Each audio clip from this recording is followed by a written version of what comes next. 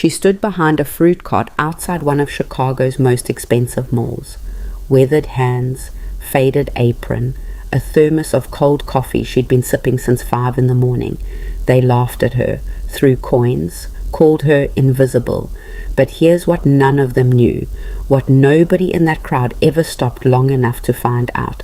That mall, every single square foot of it, she owned it. And the woman who humiliated her most publicly, the one who tossed a quarter at her feet like she was begging, was her own daughter-in-law.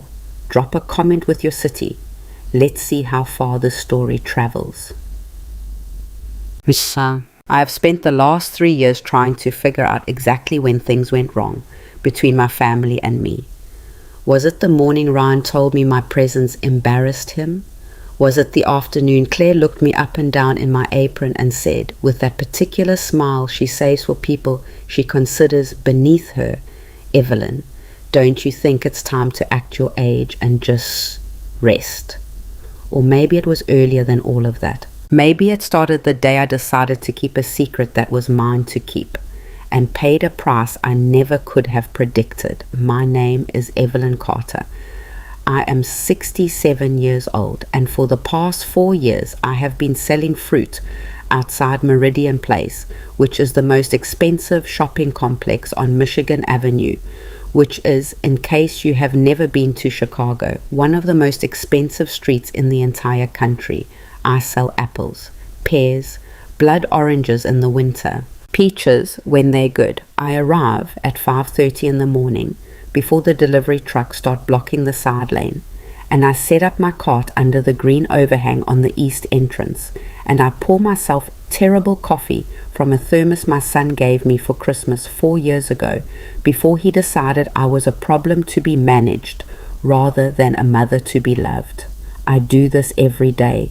Rain, snow, the particular kind of Chicago wind in November that feels like the city is personally angry at you. Every single day.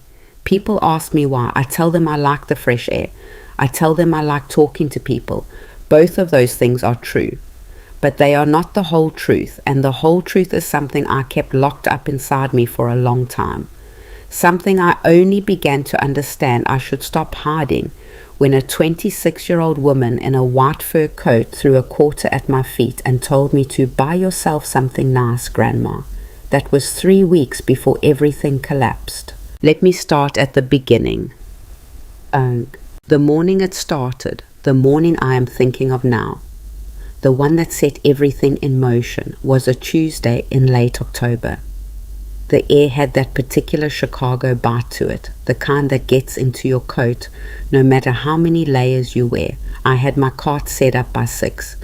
My oranges arranged the way I like them, and I was watching the city wake up. I love that. The city waking up, the delivery men, the early joggers who always look slightly insane but also slightly noble, the women in scrubs heading to shifts, the pigeons that act like they own every sidewalk in the Midwest. A group of women came out of the mall around 11, 4 of them, maybe 5. Designer bags, high heels on a Tuesday morning, the kind of blowouts that cost more than my first car. I recognized the type. I had spent enough years watching people pour in and out of that building to recognize every type. One of them, a tall woman with honey blonde highlights and what I can only describe as a professionally maintained expression of mild contempt, stopped in front of my cart.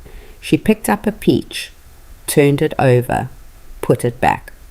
"How much for the oranges?" she said. Not to me exactly, more at the general direction of my cart. $1.50 each, I said. 3 for $4, and she looked at her friends. They laughed. Not a mean laugh yet, just the reflexive laugh of women who find certain things inherently amusing. And one of those things, apparently, was the concept of $1.50 oranges. $1.50, she repeated. That's adorable. They're good oranges, I said. Blood oranges from California. You want to try one? Oh, honey. She looked at me with something I can only call performative pity. The kind of look that is designed to make the person receiving it feel small, without the person giving it technically saying anything unkind. I don't really do. Street fruit. And then she kept walking, Her friends followed, one of them glancing back at me with a look that was not unkind exactly, but was the look of someone who has decided not to spend any energy on a situation they find mildly uncomfortable. I watched them go. I picked up the peach she had put back and turned it over in my hands.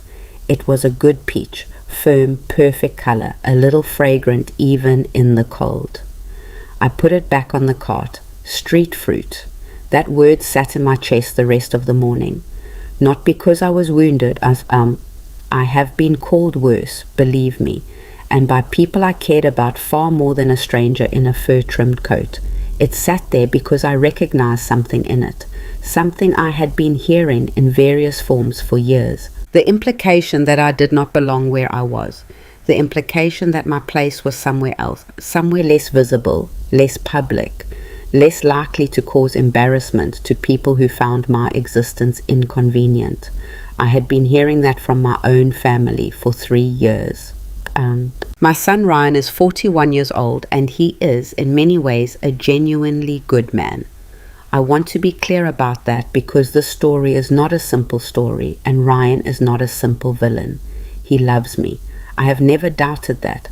But love, I have learned, is not always enough to protect you from the people who love you.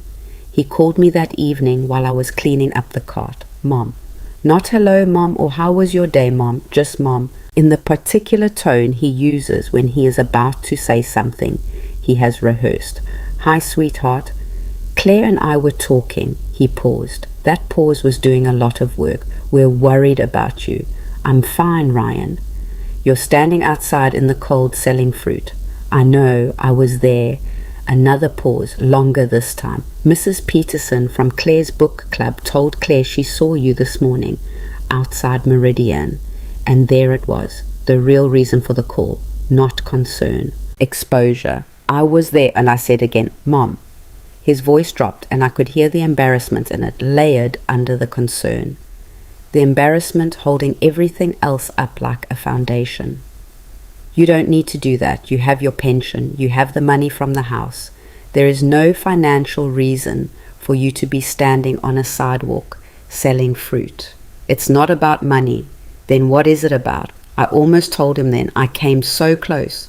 The words were right there, sitting on the edge of my tongue like a coin on a tabletop, one breath away from falling.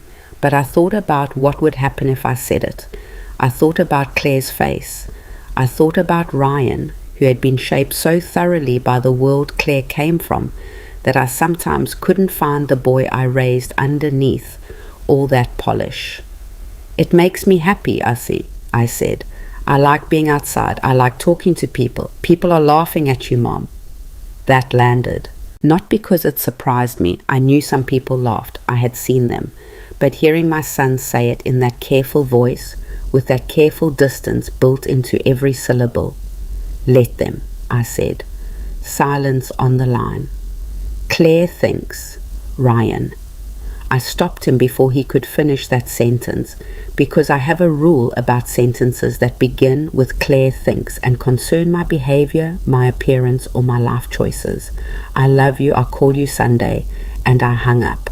I stood there on the sidewalk with my empty cart and my cold thermos and the Chicago wind pulling at the edges of my coat, and I looked up at the building in front of me. 32 floors, 214,000 square feet of retail, office, and event space, 14 restaurants, 27 luxury boutiques.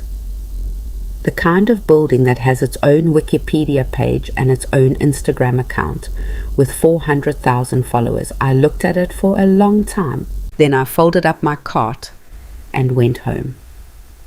I grew up in a neighborhood on the south side of Chicago that no longer exists in the form I knew it. Most of the buildings are gone. The laundromat where my mother worked double shifts is a parking garage. The apartment where I spent the first 17 years of my life was demolished in 1991 to make room for something nobody I know ever used. My mother cleaned other people's houses. My father worked in a factory until the factory closed.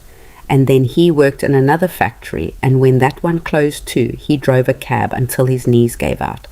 They were not unhappy people, but they were tired people tired in the particular way that comes from spending your whole life working hard and never quite getting ahead, from watching the distance between where you are and where you hope to be stay exactly the same no matter how fast you walk toward it. I swore I would be different, not because I thought I was better than them, because I loved them and I could not stand to watch them be tired. And I thought, the way young people think with that particular reckless confidence, that I could find a different way. I met James Carter when I was 23.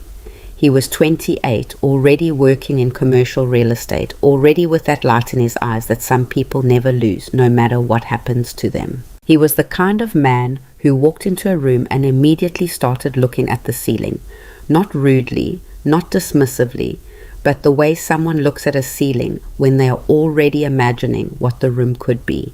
You're always looking up, I told him once early on when we were walking through a rundown building in Wicker Park that he was considering for a client. He looked at me and smiled. Isn't that where the possibilities are? We got married in 1983. We had Ryan in 1985. And we started building, not just our family, but everything else.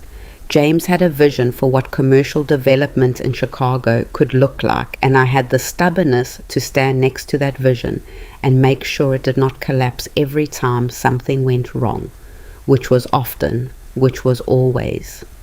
James was the dreamer. I was the one who read every contract twice and asked questions that made lawyers uncomfortable and sat across from bankers who did not think a woman from the south side of Chicago should be in the room, and made sure that by the time I left, they remembered I had been there. We were a good team. We were a great team. And then James got sick. Pancreatic cancer does not give you a lot of time to prepare. That is the thing about it that nobody tells you in those early conversations with doctors, when the language is still careful and the future still feels theoretically negotiable. The preparation period, the time between diagnosis and this is happening now, is brutally short. James was diagnosed in March of 2003.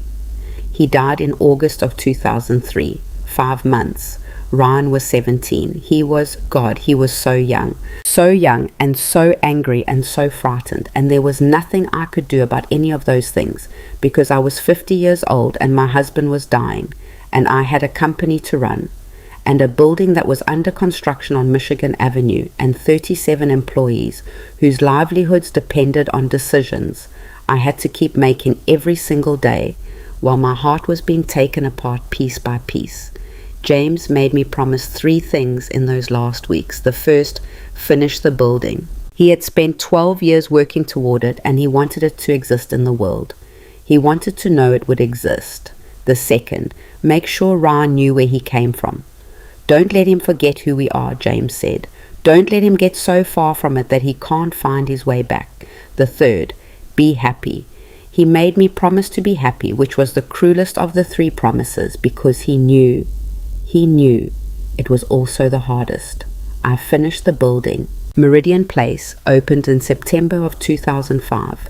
It opened to reviews that called it transformative and a new landmark for Michigan Avenue, and several other phrases that I cut out of newspapers and put in a box in my closet because James should have been there to read them and he wasn't.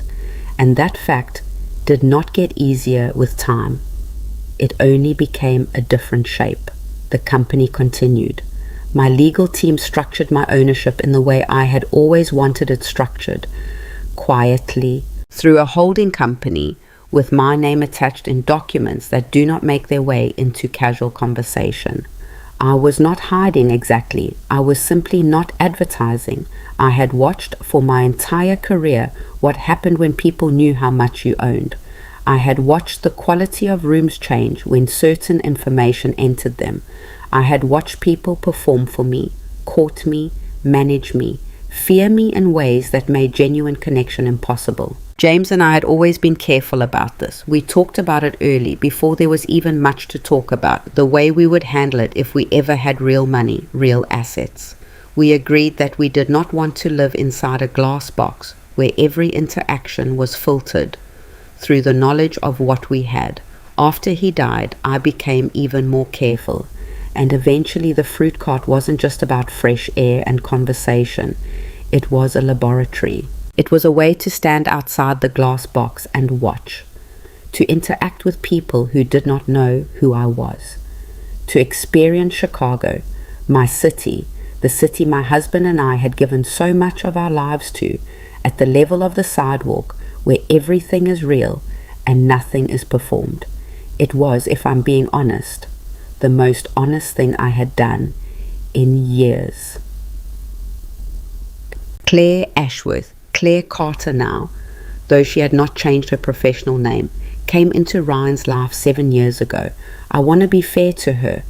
I have spent a great deal of time over the past few years being something less than fair to Claire, working over our early interactions in my memory and finding fault with things that, in isolation, were probably fine. So let me try to do better than that. Claire is intelligent. She is genuinely intelligent, not just educated, not just polished, but quick, observant, good at reading rooms and people. She has built her event planning business from nothing into something that was, before she married Ryan, already impressive. She works hard, she has taste, and she loves Ryan. I believe that. I have to keep believing that because the alternative, that she married my son as a calculation, is too bleak to sit with. But Claire came from a world that I did not come from and had chosen deliberately not to live inside. She came from the world of appearances, of the right zip code and the right dinner party and the right label on the right bag. A world where what you had was inseparable from who you were, and where people who had less than you were, by that simple mathematical fact, less. She never said this out loud. She was far too intelligent for that. But I watched her. I watched the way she looked at my coat when I arrived for dinners. I watched the way she redirected conversations when they went somewhere she found embarrassing. I watched the way she handled Ryan, gently, smoothly, the way you handle something you are reshaping without wanting it to notice. 3 years ago, she started asking me to stop coming to the cart. The first time was gentle, a phone call, very warm, framed as concern. Evelyn, we just want you to be comfortable. We want you to be able to rest. I declined, politely. The second time was less gentle. Ryan was on the call too, and I could hear in his voice that Claire had prepared him, that they had talked about what to say and how to say it, and that the talking had taken a while. I declined again, less politely. The third time was a Sunday brunch at their apartment, a beautiful apartment in Lincoln Park that I had helped them purchase, which is something I never mentioned and never will.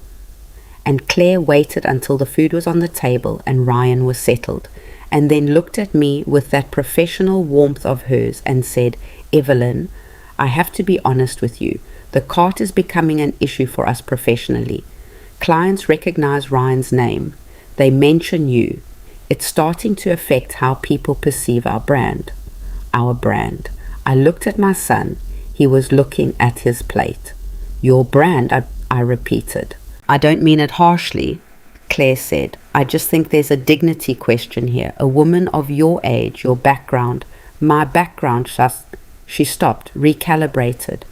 I only mean that you have options, Evelyn. You don't have to stand outside in the weather. We could find you something more appropriate, a nice community program, volunteer work somewhere indoors. I looked at Ryan one more time. He looked up, and in his face I saw something that broke my heart. Not cruelty, not contempt, but the worst thing. Agreement. Reluctant, guilty, effortful agreement. He had been convinced. My son had been convinced that his mother was an embarrassment. I picked up my napkin, folded it carefully, set it beside my plate. Thank you for the brunch, I said. It was lovely, and I left. That was 14 months ago. We had spoken since then. Stiffly, carefully, Ryan always apologizing without quite naming what he was apologizing for. Me always forgiving without quite believing the apology reached the wound. We had maintained the form of a relationship while the substance of it quietly hollowed out, and I had kept going to the cart every morning, 5:30, the green overhang on the east entrance, because it was mine, because it was the last place I had where I was simply a woman selling fruit, where nobody managed me or worried about me or tried to decide what I should be doing with myself, where I could watch people walk past and understand again and again the most important thing I had ever learned: character is what you do when you think no one is watching. The morning of the incident, the morning that would start the unraveling of everything, was a Thursday in early November. Cold, not brutal, but cold enough that I had my heavy coat on and my fingerless gloves, the orange ones Ryan had mocked once by saying they looked like something a crossing guard would wear. I liked them. They kept my palms warm while leaving my fingers free to handle the fruit. I had been set up for about 3 hours when the car pulled up. It was a black SUV, not uncommon on Michigan Avenue, followed by a second black SUV, which was slightly more uncommon. They stopped in the loading zone in front of the east entrance, and 4 women got out. I recognized one of them immediately. She was in her mid-30s, maybe late 30s, with the bearing of someone who has been told she is remarkable often enough to believe it absolutely. White fur-trimmed coat, the same one from 2 weeks earlier, or one so similar it didn't matter. Honey blonde highlights. That cultivated expression of mild professional contempt. She was talking on her phone. She was always talking on her phone. I would learn. It was a way of being present in a space while signaling that the space was not entirely worthy of her full attention. Her name, I found out later, was Melissa Vance. She was a real estate developer from the Gold Coast. She had a podcast. She had, according to the building manager's assistant, who had mentioned her to me with the particular reverence people reserve for the professionally visible, recently been featured in Chicago Magazine's Women to Watch issue. She did not watch me. She walked past my cart, still talking, and one of her companions, a woman in a camel coat, younger, clearly working hard to keep pace both physically and socially, glanced over at me with the reflexive look people give sidewalk vendors. Just a look, a quick assessment and a turning away. But Melissa Vance paused. Not because she was interested in the fruit. I knew that look. The look of someone who has noticed something they find either amusing or useful and is deciding which. She took the phone from her ear, covered it with her hand. "Oh, look," she said to her companions. Not unkindly exactly, more the way you might say, "Oh, look when you spot a raccoon on a city street." Observational, amused, already composing the story you will tell later. This is darling, a fruit stand. A fruit stand. "Good morning, I said. "You want to see what I have?" Melissa Vance looked at me fully for the first time. I watched her do it. The quick assessment, top to bottom, the coat, the gloves, the cart with its handwritten price signs, the thermos. "How long have you been out here?" she said. Something in her voice that might have been pity, might have been curiosity, might have been the specific performance of warmth that very successful people deploy when they want to seem approachable. "Few years," I said. "Every day?" "Most days." She tilted her head. It was a very specific tilt, the tilt of someone preparing to say something they believe is generous. "Doesn't the mall have rules about vendors on the property?" Something went still inside me. "I have an arrangement," I said. She smiled. It was a beautiful smile, very white, very even. "Well," she said, "I'm sure they tolerate it. It's a little old-fashioned, isn't it? Like something out of a different era." She turned back to her companions. One of them laughed. "I feel like I should take a picture," said the woman in the camel coat, "like a real Chicago street scene." "Don't be mean, Ashley," said a third woman, though she was smiling when she said it, which substantially reduced the force of the instruction. Melissa Vance was already raising her phone. "May I?" she said to me, politely, as if I had any real choice in the social architecture of this moment. "I'd rather you didn't," I said. She paused. In her world, I suspected, vendors did not refuse requests from women like Melissa Vance. In her world, the social calculus was so clear that refusal would barely register as a possibility. "Oh," she said, "of course." She lowered the phone, but the smile didn't change. It just migrated. It became the smile of someone filing something away. My apologies. She moved toward the entrance, and then, this is the part that stays with me that I've played back more times than I can count. She stopped, reached into her coat pocket, took out her wallet. She pulled out a $5 bill. She walked back to my cart, and she tucked it under my thermos. For your coffee, she said pleasantly.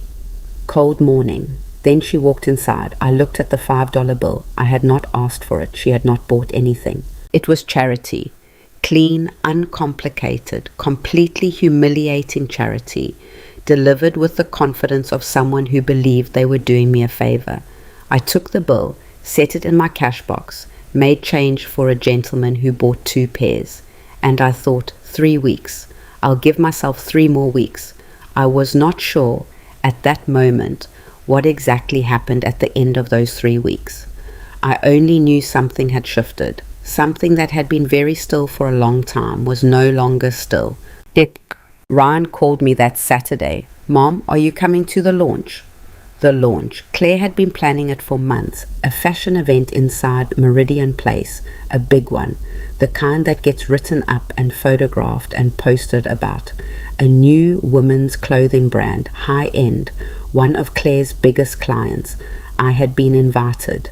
The invitation had arrived. Physical, heavy cardstock addressed to Mrs. Evelyn Carter in a font that suggested considerable design investment. I had looked at it for a while and then set it on my kitchen table where it remained, unopened in spirit if not in practice. I'm planning to, I said. Good. A beat. Mom, it's going to be a lot of people, important people for Claire's career. I just want to ask, would you maybe consider Ryan? I'm just saying, first impressions, it would mean a lot if Ryan. I stopped him again, gently this time. What are you asking me? A long pause. The kind of pause that contained several sentences he decided not to say. Nothing, he said finally. Never mind, just come. It'll be good to see you. It'll be good to see you too, I said, and I meant it. I always meant it, even when everything around the meaning was broken. After we hung up, I sat in my kitchen for a long time. I looked at the invitation on the table. I looked out the window at the November sky, that particular charcoal gray that Chicago does better than anywhere else. And I made a decision, not a dramatic decision, not a revenge plan.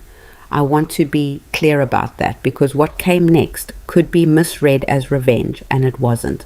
It was something more complicated and more honest than that. I picked up the phone and called my building manager. His name is David Park. He has worked with me for 11 years. He is the most competent person I have ever employed and one of the most discreet. And both of those qualities were about to matter more than they ever had. David, I said, the fashion launch next Thursday. Yes. No hesitation. He always knew where things were. I want to attend. Publicly, as myself. A brief pause. As yourself, he repeated, making sure he understood. As Evelyn Carter, I said, the owner. I want that to be clear to the right people at the right moment. I want you there. Another pause, longer. Evelyn, he said. And he was one of very few people left who called me by my first name without it feeling like either presumption or performance. Are you sure about this? I've been thinking about it for a while, I said, and a woman put $5 under my coffee thermos this week, like I was collecting for a church, and I think the time has come. David was quiet for a moment. Then he said, I'll make arrangements. Thank you, I said. I hung up. Outside the window, the November sky had gone almost black. I got up, put the kettle on, and started thinking about what I was going to wear. The Thursday of the launch came in cold and clear, the kind of Chicago cold that arrives with full commitment, no wind, just absolute crystalline cold that makes the whole city look like it's been lacquered. I got to the cart at 5:30 as always. Blood oranges. I had ordered good ones from a supplier I'd been using for 2 years. I arranged them carefully, the color almost violent against the gray morning. By 10 o'clock, I had sold most of what I brought. I packed up early, went home, showered, Opened my closet. I have a closet that would surprise people who know me only from the cart. James always said I had the best eye for quality of anyone he'd ever met. You can always tell, he'd say, but you never show off about it. I have things in that closet I've owned for 20 years that still look new. Things I bought in Paris in 1997 and wear twice a decade and never regret. I chose a navy dress. Simple, structured. The kind of thing that does not try hard because it does not need to. I put on the earrings James gave me for our 20th anniversary. Pearl and gold, not flashy, just right. I looked at myself in the mirror, 67 years old, south side of Chicago, fruit cart on Michigan Avenue, woman who owned the building. Don't let him forget who we are, James had said. I had not forgotten. I took a cab to Meridian Place. When I walked in through the main entrance, the event was already loud. The specific expensive sound of a fashionable gathering, music and voices and the clink of glassware. The east atrium had been transformed. Runway lighting, white curtains, massive floral arrangements that probably cost more than my first car. Claire had done beautiful work. I could acknowledge that. She really had. I took a glass of sparkling water from a passing tray. I found a seat near the back as I had been assigned, near the back, on a card with my name written in that same heavy font, as if even the seating arrangement was communicating something about where I belonged. I sat, I watched, and I waited. Across the room I could see Ryan. He was in a good suit, sir. He looked well, my son. He had always had James's height and his way of standing straight without looking rigid. He was talking to someone, laughing at something. Claire was everywhere, moving, managing, that professional warmth of hers amplified by the occasion into something genuinely impressive. She had built something here. Whatever I thought of her, she had built something. She spotted me at one point across the room. Our eyes met. And in that moment, before the composure locked back into place, before the professional warmth reassembled itself, I saw it, just a flash, a flicker of something uncomfortable, not guilt, not yet, just the displeasure of someone who has discovered an unwanted variable in a controlled environment. She looked away first. I drank my water. The runway show was about to begin, and somewhere behind the curtain near the main stage, David Park was adjusting his tie and waiting for the right moment. I will tell you something I have never told anyone. In the weeks before that evening, when I was thinking about what I was going to do and why and whether it was right, I thought about James. I thought about what he would say. He was not a vindictive man, not even slightly.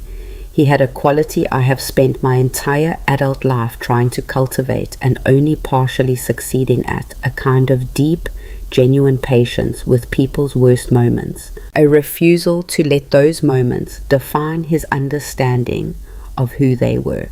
He would not have wanted this as revenge. He would have asked me very quietly to look at what I was actually trying to accomplish. And the answer, the honest answer, was not that I wanted to humiliate Claire. It was that I was tired. I was tired of being managed and minimized and scheduled into the background of rooms I had built. I was tired of my son looking at me and seeing a problem. I was tired of a $5 bill tucked under my thermos by a woman who thought she was being kind. I was tired of the question, the one I heard every time someone looked at me at that cart, even the kind ones. Why is someone like you out here? I wanted, just once, to answer it. Not for them, for myself, for James, for the girl from the south side who had spent her life watching the distance between where she was and where she hoped to be, and had quietly, with no one's permission and no one's applause, closed it entirely. The lights began to dim for the runway show. I smoothed my dress, touched the pearl of one earring, and somewhere in my chest, so deep I almost couldn't find it, something that had been very tired started to feel, quietly and without fanfare, like itself again. The runway lights came up slow, the way expensive lighting always does, gradual, deliberate, designed to make you feel the transition. One moment the room was a party, the next it was a theater. I watched from my seat near the back and thought about how much I had always preferred the back. Not because I was shy.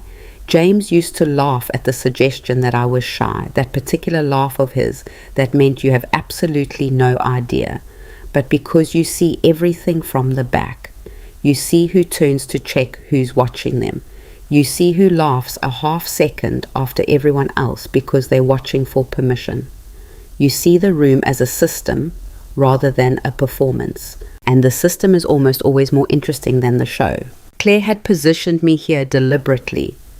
I understood that without needing to be told. The seating cards had been placed with the precision of someone who understood that proximity to the runway implied proximity to importance, and I had been assigned a chair behind a pillar that was decorative in function and obstructive in practice. From where I sat, I could see about 2/3 of the runway and the full width of the front row. Where Claire herself was stationed in a dress I did not recognize, but that cost several $1,000s at minimum, sitting beside 2 women I did not know, and one man I recognized as a senior editor at a regional fashion publication. She had worked for this. I kept reminding myself of that. Whatever I felt about how she had treated me, I kept working to hold on to the fact that this gathering, these people, this lighting, this moment represented years of her effort. And then I watched her look at the front row and do something so small that I almost missed it. She adjusted her posture. Not the way you adjust your posture when you're uncomfortable, the way you adjust it when you become aware of being seen. When the performance layer engages and everything softens and firms in the right places simultaneously, and you become, in a very precise sense, the version of yourself you have chosen to project. She glanced down the row, smiled at the editor, said something that made him laugh. Ryan was standing near the far wall with 2 men I didn't recognize, drink in hand, doing his own version of the same thing. The squared shoulders, the easy laugh, the practiced casualness of a man determined to look like he belongs in a room. He was so much like James in that moment that it physically hurt me. Not because it was bad, because it was good, and the good of it was inseparable from the grief of it. And I was sitting in the back of a room my husband had died to build, and the lights were beautiful, and my son did not know I was the reason any of this existed. I took a slow breath, smoothed the navy dress, touched the pearl earring, and waited. The show itself was genuinely impressive. The clothes were the kind of thing that photographs well, and more importantly, photographs everywhere. The kind of design that exists in the specific ecosystem of people who follow certain accounts and attend certain events and speak a particular shared language of references and labels that I have never been fluent in and never particularly wanted to be. But I could recognize craft when I saw it, and there was craft in what came down that runway. Clean lines, interesting textures. The designer, a young woman, couldn't have been more than 32, 33, stood at the end and took her bow with the slightly dazed expression of someone who has prepared so thoroughly for a moment that when it actually arrives, it doesn't feel real. I clapped with everyone else. Claire was on her feet immediately, leading the applause, and for a moment she looked purely happy. Not performed happy, not strategic happy, but the real thing, the kind that arrives when something you worked for actually works. And in that moment, I genuinely did not feel angry at her. What I felt was sadder and more complicated than anger. I felt the particular grief of watching someone you have tried to love from a distance, across a gap that has grown so wide that you can no longer remember exactly how it opened. The applause began to settle.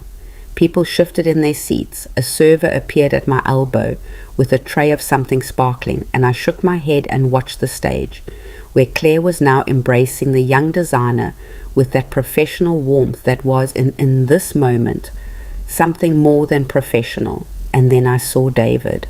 He came in from the left side of the stage, not rushing, not announcing himself the way he always moved through a room, which was with the particular quiet efficiency of someone who has spent 20 years learning that presence does not require noise. He was in a dark suit, his silver name badge catching the light, and he was carrying a small folder that I recognized as the presentation materials I had asked him to prepare, he caught my eye from across the room. I gave him the smallest possible nod. He walked to the microphone. This part I had not scripted. I had told David only the basic shape of what I wanted, that I wanted the truth made clear at the right moment, with the right people in the room.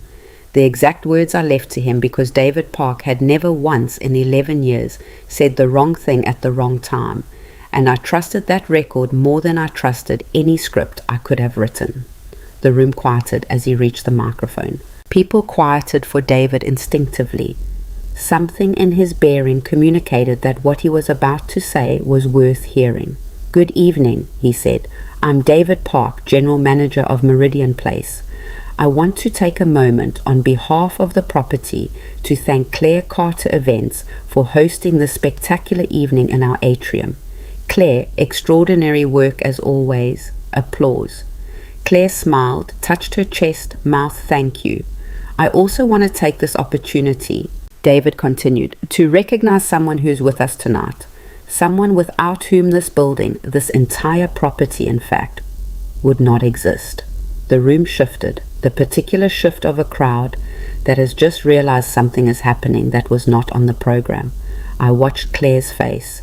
She was still smiling, still warm, still reading the moment as a continuation of her evening. Perhaps someone else being celebrated in a way that was adjacent to her own success. She glanced at the young designer, probably assuming this was about her. "Many of you know Meridian Place as a landmark on Michigan Avenue," David said. "What fewer people know is the story of how it came to be. 12 years of development, a vision that began with two people who believed that this particular corner of this city deserved something remarkable. One of them didn't live to see it open." The room was completely quiet now. Even the servers had stilled. "The other one," David said, "is here tonight." He looked directly at me, and I felt in that moment something I had not expected to feel. Not triumph, not vindication, not the clean satisfaction of a plan coming together. What I felt was grief.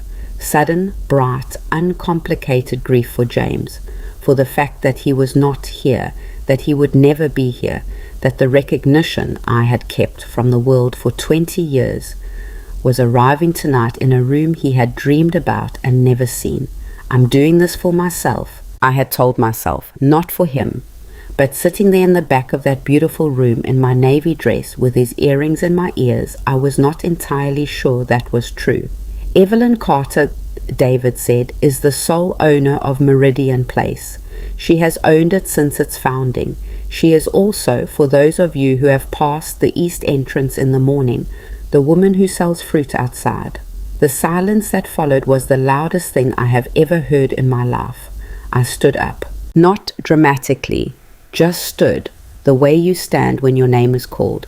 Straightening, finding my balance, the navy dress settling around me, the pearl earrings catching the runway lights. I looked at David, gave him a small nod of acknowledgement, and then I looked at the front row. Claire had turned around to find the source of David's gaze, the way everyone in the room had turned. And when she found me, when her eyes landed on me standing in the back in my navy dress with my white hair and my pearl earrings, I watched the color leave her face. Not gradually, in one motion, like a tide going out. Ryan was already looking at me. He had turned a full second before Claire, and his face was doing something I could not easily read from this distance. Something between shock and recognition, and a grief of his own that I would not fully understand until later, when we talked properly for the first time in over a year. The room had not started to murmur yet. It was still in that held breath space between revelation and response. I walked toward the stage. I walked slowly, not because I was being theatrical, though I understood how it read, but because I was 67 years old and my hip has been bothering me since September, and I was not going to rush this moment for any reason. People moved aside as I came through the room. I felt their eyes the way you feel sunlight, directional, warm, a little exposing. I heard someone near the middle say something quiet to the person next to them. I heard a sharp intake of breath from somewhere to my left. I reached the stage. David offered me his hand to step up, which I took, because I was not too proud for practical assistance. And I stood at the microphone. I looked out at the room, 300 people, maybe 350. The runway lights full on my face. The young designer standing to my right with an expression of pure bewilderment. Claire in the front row, very still in her expensive dress, her professional warmth completely offline for the first time I had ever seen. And Ryan. Ryan was standing near the far wall where I had seen him earlier, and he had not moved, and his face, my son's face. James's height and James's cheekbones, and that particular way he had of holding his jaw when he was working to control something. His face was the only one in the room I could fully see. I looked at him for a moment, just a moment. Then I looked at the room. I'm not much for speeches, I said. My voice came out steadier than I expected, which was a relief because the inside of my chest was not particularly steady. So I'll keep this short. I paused. Not for effect. I genuinely needed a second. My husband James and I started planning this building in 1992. We spent 12 years making it happen. He died 5 months after we broke ground on the final design. I finished it for him. It opened in 2005, and it has been a good building. I'm proud of it, and I'm proud of everyone who works in it and everyone who has built something inside it. I glanced at Claire. She was looking at the table in front of her. Her hands, I noticed, were pressed flat against her thighs. I don't advertise what I own, I continued.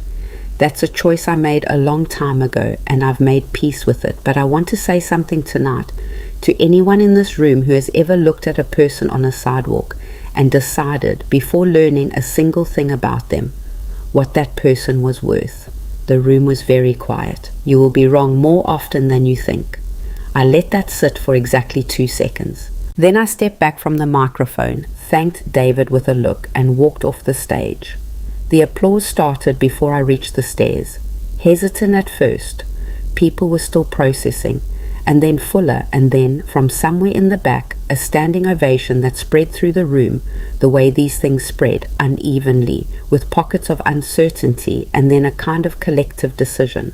I did not look back to see how many people were standing. I walked toward a quieter corner near the east window, where I could see the glow of Michigan Avenue below. And I stood there and breathed for a moment, and I let the room do what rooms do when something unexpected has happened. It was about 45 seconds before I heard footsteps behind me. I knew the footsteps. I had known them since he was learning to walk. Mom. I turned around. Ryan looked, I don't have a better word for this, undone. Not crying, not quite, but the state just before. The state where everything is very close to the surface, and the only thing keeping it contained is the effort of not letting go in public. His jaw was tight. His eyes were bright. "Hi, sweetheart," I said. He opened his mouth, closed it, tried again. "Why didn't you tell me?" And there it was. The question I had known was coming, the one I had been preparing for and still didn't quite have an answer to, because the answer was complicated and true, and also, I was aware, somewhat painful for him to hear. "Sit down," I said. "Mom, Ryan, come sit down with me." We found 2 chairs near the window, away from the main crowd. The party had resumed around us. Music turned back up, the designer being photographed, servers circling with trays, but our corner had the particular quiet of 2 people who are having a real conversation inside a fake occasion. He sat across from me, leaned forward with his elbows on his knees. He looked, in that moment, like he was 17 again. Sitting across the kitchen table in the old house on Kenwood Avenue, trying to figure out how to tell me something difficult. "How long?" he said. "Since it opened, 2005. He closed his eyes briefly. 20 years. 20 years. "And you never—" He stopped, started again. "Not once. I told you when you were old enough," I said. "I told you your father and I had investments. I told you we owned commercial property. I wasn't hiding it from you. I was just not advertising it. You sold fruit outside the building you owned," he said, "every day, and you never—" He put his hand over his mouth, took it away. Claire is going to... I know. She's... He looked back toward the front of the room. I followed his gaze. Claire was still in her seat. She had not moved since I'd come off the stage. One of her colleagues was leaning toward her, saying something, and Claire was nodding but not responding in any way that suggested she had heard. "Ryan," I said, "look at me." He turned back. "I didn't do this to hurt your wife." "I know. I did it because I was tired." I said it plainly, not as an accusation, just as a fact. I was tired of being moved out of the way. I was tired of being managed. I was tired of a woman I didn't know putting charity money under my coffee thermos because she decided what I was. He winced. "And I was tired," I said more quietly, "of my own son being embarrassed by me." The wince deepened. It was not a small thing to say, and I had said it knowing it wasn't small because we were past the point of talking around things. "Mom," his voice cracked just slightly. He cleared his throat. "I'm sorry." "I know you are. That's not enough, is it?" "Not by itself," I said, "but it's a start." We sat in silence for a moment. Below us, through the tall east window, Michigan Avenue was doing what it always does at night in November. Bright and cold and utterly indifferent to everything happening inside the buildings that line it. "She pressured me," Ryan said finally. "Claire, I know that's not an excuse. I'm not offering it as an excuse. But she made it feel like you were choosing something that made our life harder, and I let myself believe that because it was easier than," he stopped, "than admitting that I was embarrassed." My own mother. Pressed the back of his hand to his eyes briefly. "Dad would be ashamed of me." "Your father," I said carefully, "would understand how hard it is to be in love with someone and still find your way back to yourself. He struggled with it too, in his own ways. He was not perfect." Ryan looked at me. "You never say that. You never say anything against him." "I'm not saying anything against him. I'm saying he was a person. He made mistakes. He also worked harder than anyone I have ever known and loved me in a way that I will spend the rest of my life being grateful for." I paused. "He would be sad to see us here. He wouldn't be ashamed of you. He'd want you to do better." "I'm going to," Ryan said. "I want to." I believed him. That was the thing about Ryan. I always believed him when he said things like this, even when the belief turned out to be premature. It wasn't naivete. It was the specific knowledge of a mother who had watched her child learn things over and over the hard way, and who had seen that the learning, painful as it was, did eventually take. "Give yourself some time," I said, "and go check on your wife." He looked toward the front of the room again. Claire had not moved. "She's going to be a mess," he said. "I imagine so." "Are you..." He hesitated. "Are you angry at her?" I thought about it, really thought about it, the way I had been trying to think about Claire honestly, rather than conveniently. "I'm tired of her," I said. "That's different from angry. Angry is hot. What I feel about Claire is cold. It's the kind of cold that comes from a long time of being handled and minimized and told, in 100 small ways, that my place was somewhere less visible." I looked at my son. "But she is your wife, and whatever I feel about what she's done, she is going to have to find a way to live with tonight. That's going to be hard for her. She deserves it," Ryan said, and then immediately looked like he regretted saying it. "Maybe," I said, "but deserving something doesn't make it easy to go through." He nodded. He stood up. He looked at me for a long moment, that searching look he'd had since he was small, the one that meant he was trying to memorize something. "I love you, Mom," he said. "I'm sorry it took me so long to say it right." "Go," I said. "We'll talk more. Sunday, like always." He went. I watched him cross the room toward Claire, watched him put his hand on her shoulder, watched her look up at him, watched her face do something private and complicated that I was too far away to fully read. I turned back to the window. A couple was walking on the sidewalk below, moving fast against the cold, close together, the way people walk in November when warmth is something you have to carry with you because the city isn't offering any. I watched them until they went out of frame under the overhang and disappeared. Mrs. Carter, I turned. Melissa Vance was standing 3 feet away from me. I had not heard her approach. She was in the same white coat, or the same style of coat, I still could not tell, and her expression was very different from the one she had worn outside my cart. The performance of warmth was absent. What was there instead was something rawer and less comfortable: recognition. The particular recognition of someone who has been shown something about themselves they would have preferred not to see. "Miss Vance," I said. She blinked. "You know who I am?" "I've been watching people come in and out of this building for 4 years," I said. "I know most of the regulars." She was quiet for a moment.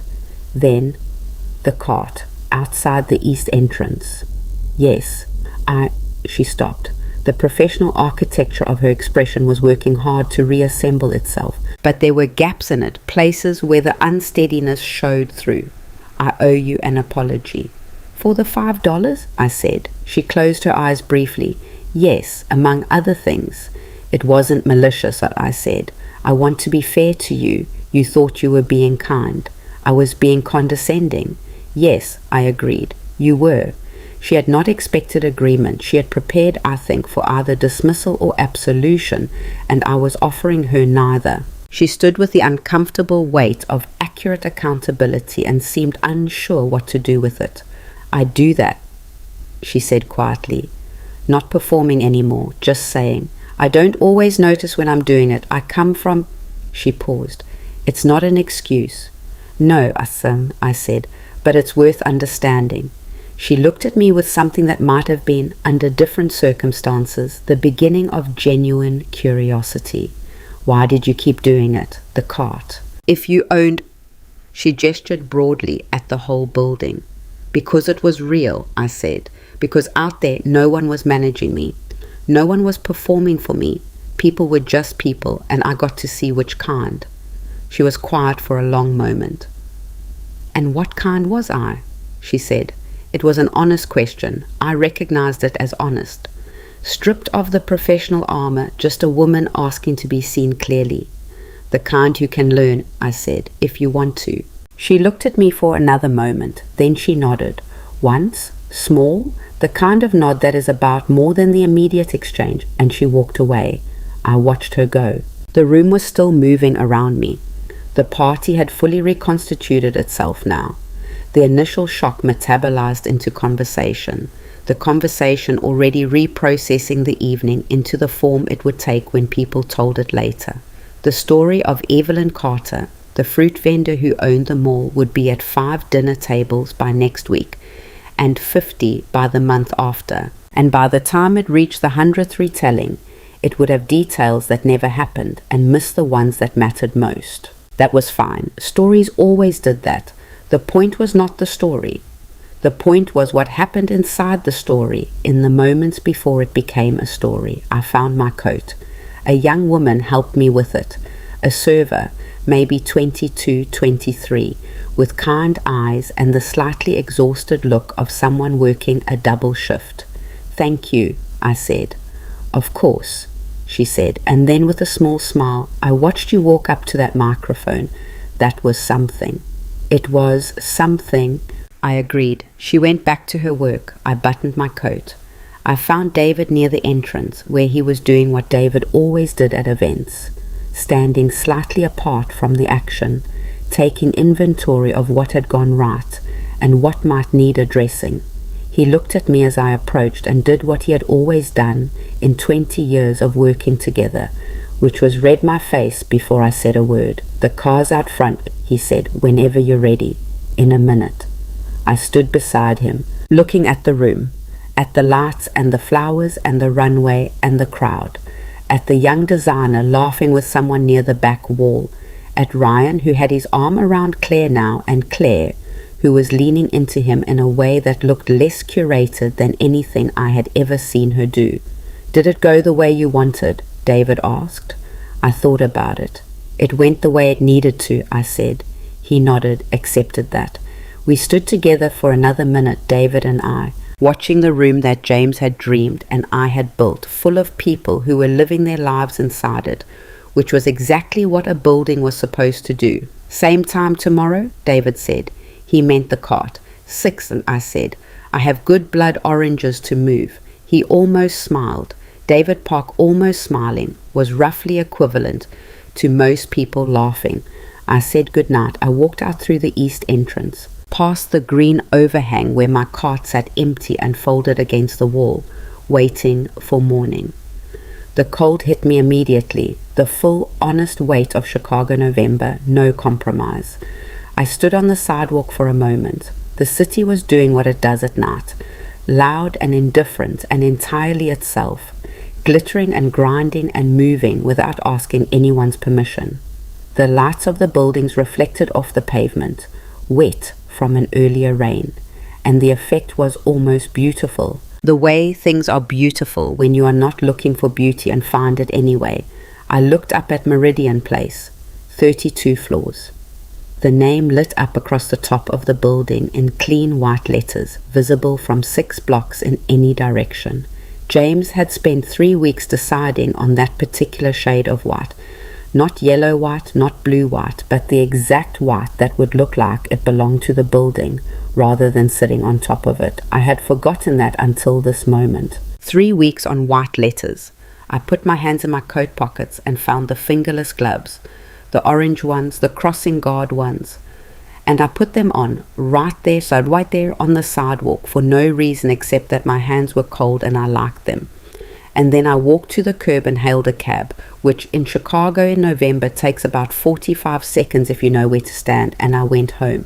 The apartment was quiet. I turned on one lamp, put the kettle on, sat down at the kitchen table where Claire's heavy card invitation had sat for 3 weeks and was now folded under a stack of mail. I sat there while the kettle heated. I was not triumphant. I want to be honest about that because the story wants to turn this into a triumph. And some of it was, but some of it was just the particular exhaustion of a long day at the end of a longer few years. Some of it was James. Some of it was the young server with the kind eyes and the double shift. Some of it was Ryan's face when he looked at me from across the room. That complicated, searching, 17 years old again face. And said, I love you, Mom. The kettle boiled. I made tea. Sat with it. Let the warmth of the mug move from my palms up through my wrists in the specific way that a hot drink on a cold night does, which is one of the small physical pleasures of being alive that I've never once taken for granted and hope I never do. My phone was on the table. It lit up twice while I sat there. A number I didn't recognize, probably press, probably someone who had been in the room and made a call before they were even in their car. I ignored it. Then it lit up again. Claire. I looked at her name on the screen for a long moment. I let it ring through. Not because I was punishing her, not because I wasn't ready to talk, but because there are conversations that need to happen in the right light at the right time. When the shock has settled and what remains is just people, not performances of people, not the managed, strategic, image-conscious people who had been in that room tonight, but actual people trying to find something true in the wreckage of what they had built and broken.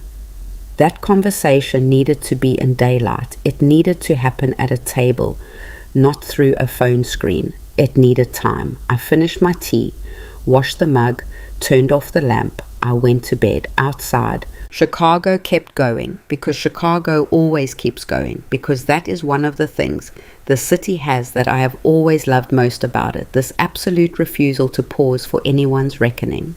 The traffic, the trains, the particular sound of the wind off the lake, which is a sound you never forget once you've lived here long enough to recognize it. I lay in the dark and listened to it. I thought about what tomorrow would bring, the cart, the cold, the blood oranges arranged in their careful rows, the city waking up, the delivery men and the early joggers and the pigeons acting like they owned everything. I thought about Ryan joining me at the cart, which I had not yet allowed myself to fully imagine, but which now, for the first time, seemed like something that might actually happen. I thought about James. I almost always thought about James before sleep, not with grief anymore, or not only with grief, with the specific warmth of someone who loved well and was well loved and knew the difference. I finished it, I told him. the way you asked. I know, he would have said. I always knew you would. I closed my eyes. And outside, the city ran on without me, the way cities do, bright and cold and indifferent and beautiful, and I let it. I did not sleep well. That is not a dramatic statement. I rarely sleep well, haven't since James died.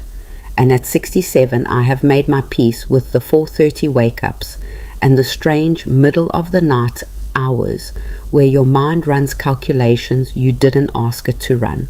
But the night after the launch was a particular kind of sleepless, the kind where you are not anxious exactly, but where something in you has not finished processing what happened and refuses to let the rest of you rest until it does.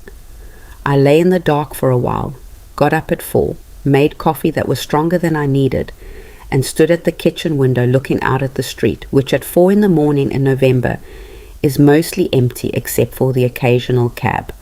And for reasons I have never fully understood, a man who walks a very large dog past my building every single morning at 4:15, rain or shine or blizzard, with the focused expression of someone who has somewhere important to be. I watched him pass. I drank my coffee. My phone had 17 missed calls by morning. 3 journalists or people claiming to be journalists, 2 numbers I didn't recognize that were probably the same journalists using different phones. 4 people from the building's tenant association, which told me the story had moved faster than I expected. 1 from a woman named Patricia Sue, who was the executive director of a small business development nonprofit I had been quietly funding for 2 years, which meant someone had connected those dots faster than I anticipated. And then there were the personal ones. Ryan had called twice after the one I'd answered, both calls around 11 p.m. after he'd gotten home from the event, which suggested the drive from Lincoln Park had been a difficult one. His voicemails were short, just checking on you, Mom. Call me when you're up. We need to talk properly. His voice had that quality it gets when he's holding something carefully, the way you hold a glass you're afraid of dropping.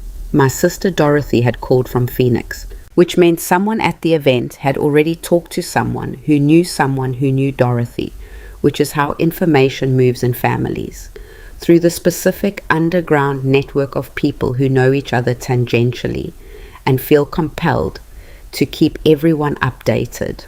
Dorothy's voicemail was 3 minutes long and contained the phrases, "I cannot believe you didn't tell me, and James would have loved this, and call me back immediately, Evelyn, I am not joking." And at the end, a long pause followed by, "I'm proud of you, you stubborn woman." I listened to that one twice. And then, at the very bottom of the missed calls list, the one I had let ring through. Claire had not called again after that first attempt. I was not sure what to make of that. Either she had said what she needed to say in the act of calling, the attempt itself as communication, or she was regrouping, waiting for daylight the same way I was, or she had called from a place of immediate emotion and pulled back from it once the emotion shifted. With Claire, it was always difficult to know which version of the truth you were in. I set the phone face down on the counter, got dressed, regular clothes, not the navy dress, not anything that would read as dressing for an occasion, my heavy coat, the orange gloves. I loaded the cart into the car the way I did every morning, with the particular economy of motion that comes from doing the same physical task for 4 years until it is no longer a task, but just a thing your body knows how to do. I drove to Michigan Avenue. The morning was different, not dramatically different. The city does not reorient itself around your personal reckonings. The delivery trucks were where they always were. The early joggers were out in their insane November gear. The pigeons were operating at peak entitlement.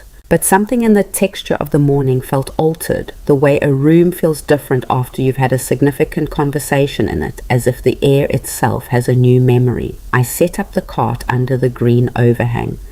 The blood oranges from yesterday were still good. I'd kept them in the car overnight, and the cold had actually done them a favor. I arranged them carefully the way I always did. Checked my cash box, poured the first cup of coffee from the thermos.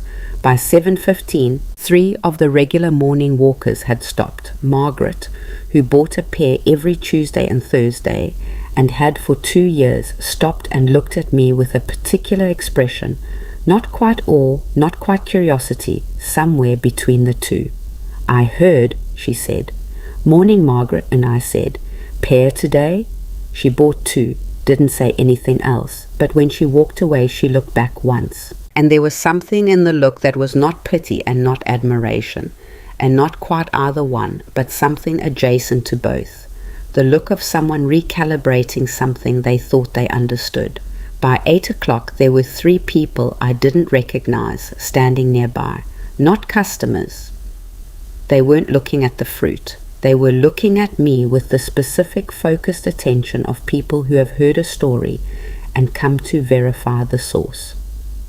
One of them had a phone out. I looked at the phone. "I'd rather you didn't." He put it away. "Sorry," he said. "Are you really, is it true that you own Good morning," I said. "Would you like an orange?"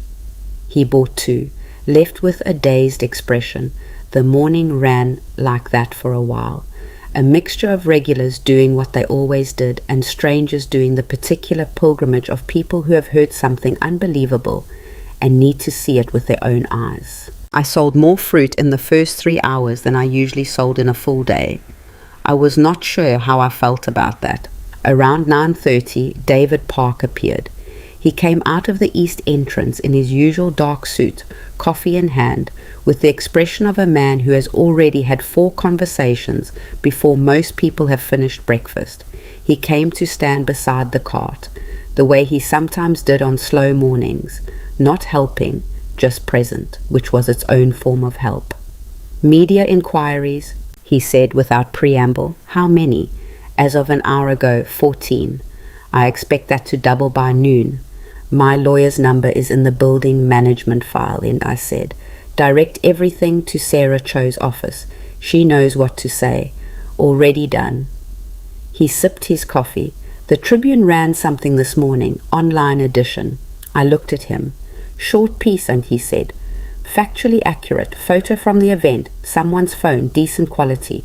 Your lawyer may want to look at it." "What does it say?" "Essentially what happened. Owner of Meridian Place revealed at fashion launch. Woman who sells fruit cart outside found to be building's sole proprietor." He paused. "They called you a deliberate enigma. I thought you'd find that funny." "I don't find it anything," I said. "I'm a woman with oranges." "Yes," David said. "That's why they called you an enigma." We stood in companionable quiet for a moment. A woman with a stroller stopped, bought a blood orange, cut it open right there on the sidewalk, with a small knife from her bag, in the way that some people do, unselfconsciously, just wanting the thing right now. And the smell of it came up in the cold air, sharp and bright and incredibly present. "There's something else," David said, after the woman had moved on. I looked at him. "Claire Carter Events," he said carefully, "sent a formal communication to the building management office this morning regarding the event contract for next year's bookings. And they've requested a meeting to discuss the terms of their continued tenancy in the events space." He paused. The communication was very professionally worded, but the subtext was clear. "She wants to know if she still has the business," I said. "Essentially." I thought about it, not about the answer. I already knew the answer, but about what the question cost Claire to ask. The professional relationship between Claire Carter Events and Meridian Place was something she had built over 5 years, something she had used to anchor her business's credibility, something that had given her the platform to host events like last night's launch. It was not a small thing. Asking for reassurance about it the morning after what happened, that was not the move of a woman without pride.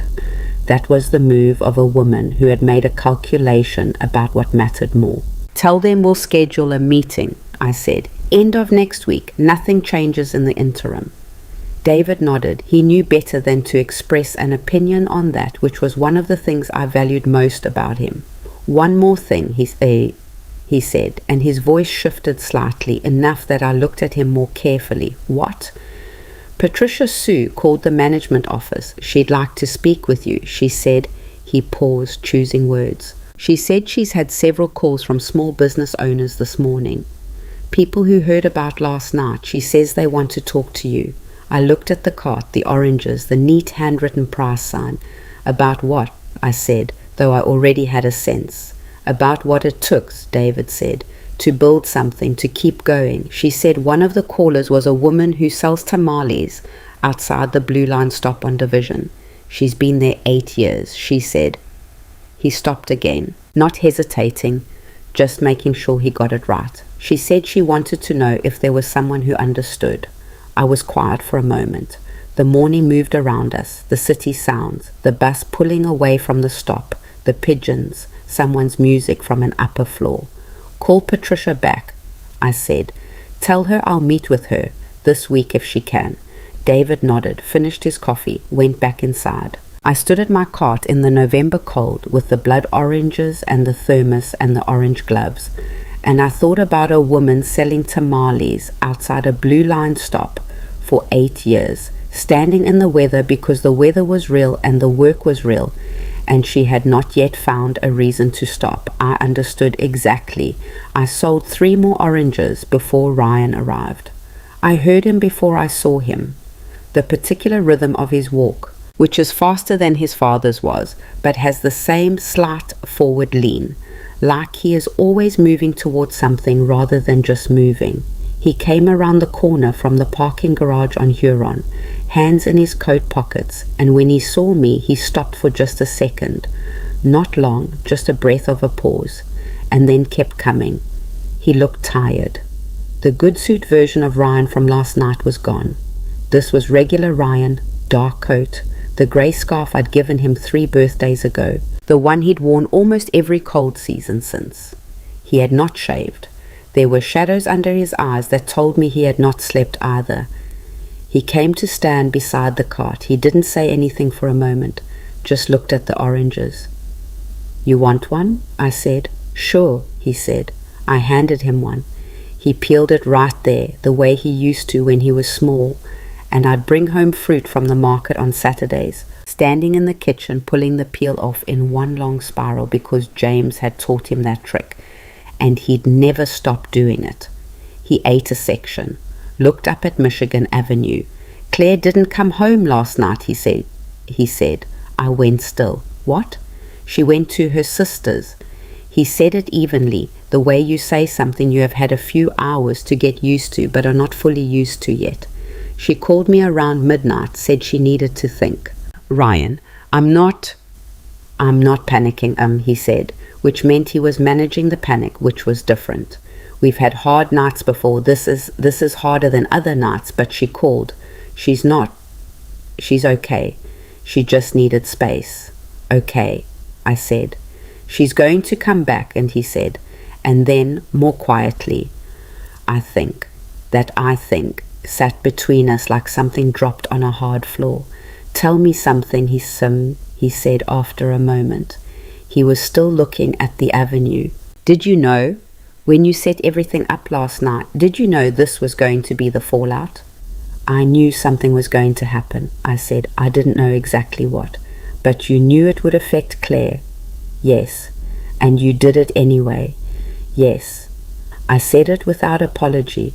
Not because I didn't care about the consequences. I did. I cared about them more than I had let myself fully acknowledge. But because softening it would be dishonest. Ryan, your wife has been systematically pushing me out of your life for 3 years. Not cruelly, not maliciously, but consistently and deliberately and with your help. He flinched. I'm not saying that to wound you, I said. I'm saying it because it's true, and we've both been dancing around it for a year. And I am 67 years old, and I don't have the time or the patience for dances anymore. He was quiet. I love you, I said. You are the best thing your father and I ever did together, and you have his height and his cheekbones, and that thing he did with his jaw when he was trying not to fall apart in public. And watching you do that thing at the launch last night nearly broke me. I paused. And I will not spend the years I have left being managed out of your life by anyone. Not even someone you love, not even someone I am trying to love. Ryan put both hands over his face, pressed, took them away. Trying to love, he repeated. I'm working at it, I said. I'm trying to be honest about where I am with it. He nodded, slowly, with the deliberate quality of someone accepting something difficult. She's not a bad person, he said. I know. She grew up. Her family was very... He searched for the word. Status was everything. How you looked, who you knew, what you had. It was the air in her house. She breathed it so long she doesn't notice it anymore. I know that too, I said. It doesn't make what she did okay, but it explains some of it. She's ashamed, Ryan said. She called me this morning from her sisters. I haven't heard her sound like that. She keeps saying she's ashamed and she doesn't know how to... He stopped. She doesn't know how to come back from it. She comes back by coming back, I said. There's no trick to it. You just have to actually do it. Would you talk to her? I looked at my son. The dark circles. The untouched second section of orange in his hand. Yes, I said, when she's ready. Not before. She needs to get there herself without being pushed. If she comes to me because you told her to, it won't mean anything. He nodded. He knew I was right. How long have you known, he said. About the building, really. When did you decide to tell us? I hadn't decided, I said. Not in the way you mean.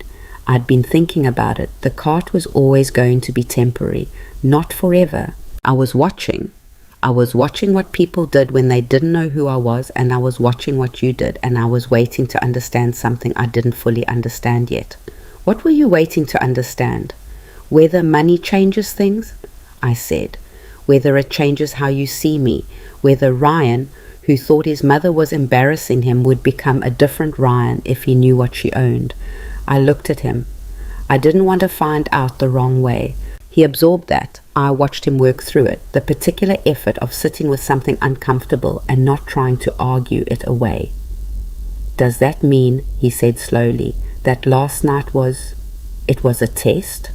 No, I said. It was not a test. A test is something you design to get a result. Last night was me running out of patience. I paused. Though I suppose if it were a test, you passed the first part. He looked at me. And Claire? I thought about Claire at the front row table, going still. Claire leaning into Ryan in a way that looked real. Claire calling at midnight and going to her sisters and calling again in the morning, ashamed. Ask me in a few weeks, I said. He almost smiled. It was a very small, almost smile, tired and genuine. You're ruthless, Aunt, he said. Not as a criticism. I'm clear, I said. That's different. He finally ate the second section of the orange. We stood together for a while after that, not talking, just being there, on the sidewalk in front of the building, in the cold, the way people sometimes stand together when words have temporarily exhausted their usefulness and presence is all that's left. A bus went by. Someone walked past with a coffee. The city kept its uninterrupted motion. I want to come, Ryan said finally. In the mornings. Not every morning. I have work, I can't. But some mornings I want to... He stopped. Dad never got to see it, the cart. You started it after. I want to see what you see from here. Something moved in my chest that I did not have language for. Come Saturday, I said. Bring good coffee. That thermos is terrible. He laughed. A real laugh. Short and sudden and startled out of him. And it sounded so completely like James that I had to look down at the oranges for a second. Saturday, he said. He stayed for another 20 minutes, helping me with 2 customers who stopped and looked at the oranges with the same recalibrating expression as Margaret had earlier. One of them recognized my face, or thought he did, or had seen the Tribune piece, and looked back and forth between me and the building with an expression of pure confusion. Good oranges, I told him. $1.50 each. He bought 4. Ryan left at 10:30, kissed me on the cheek the way he hadn't done in a long time.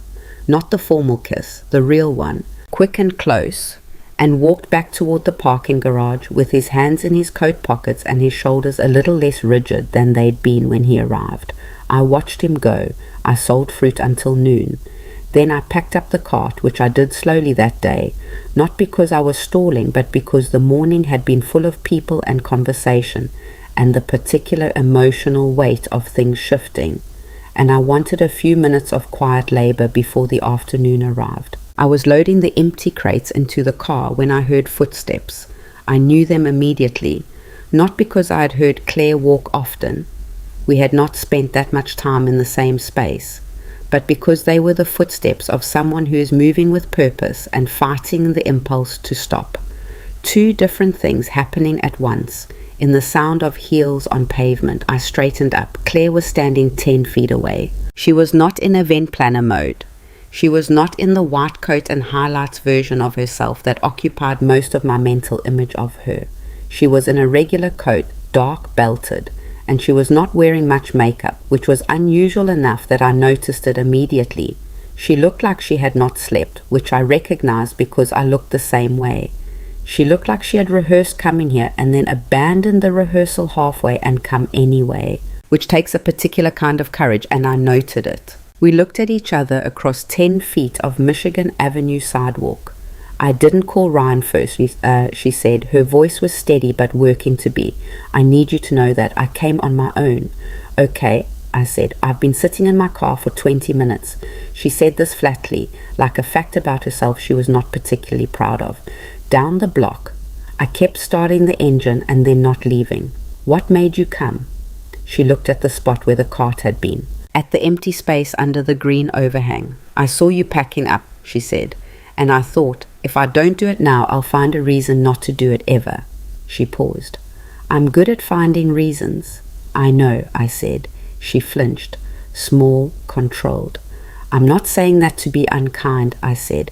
I'm saying it because you are an intelligent person and you have used that intelligence for years to build a very convincing case for why the things you were doing were reasonable.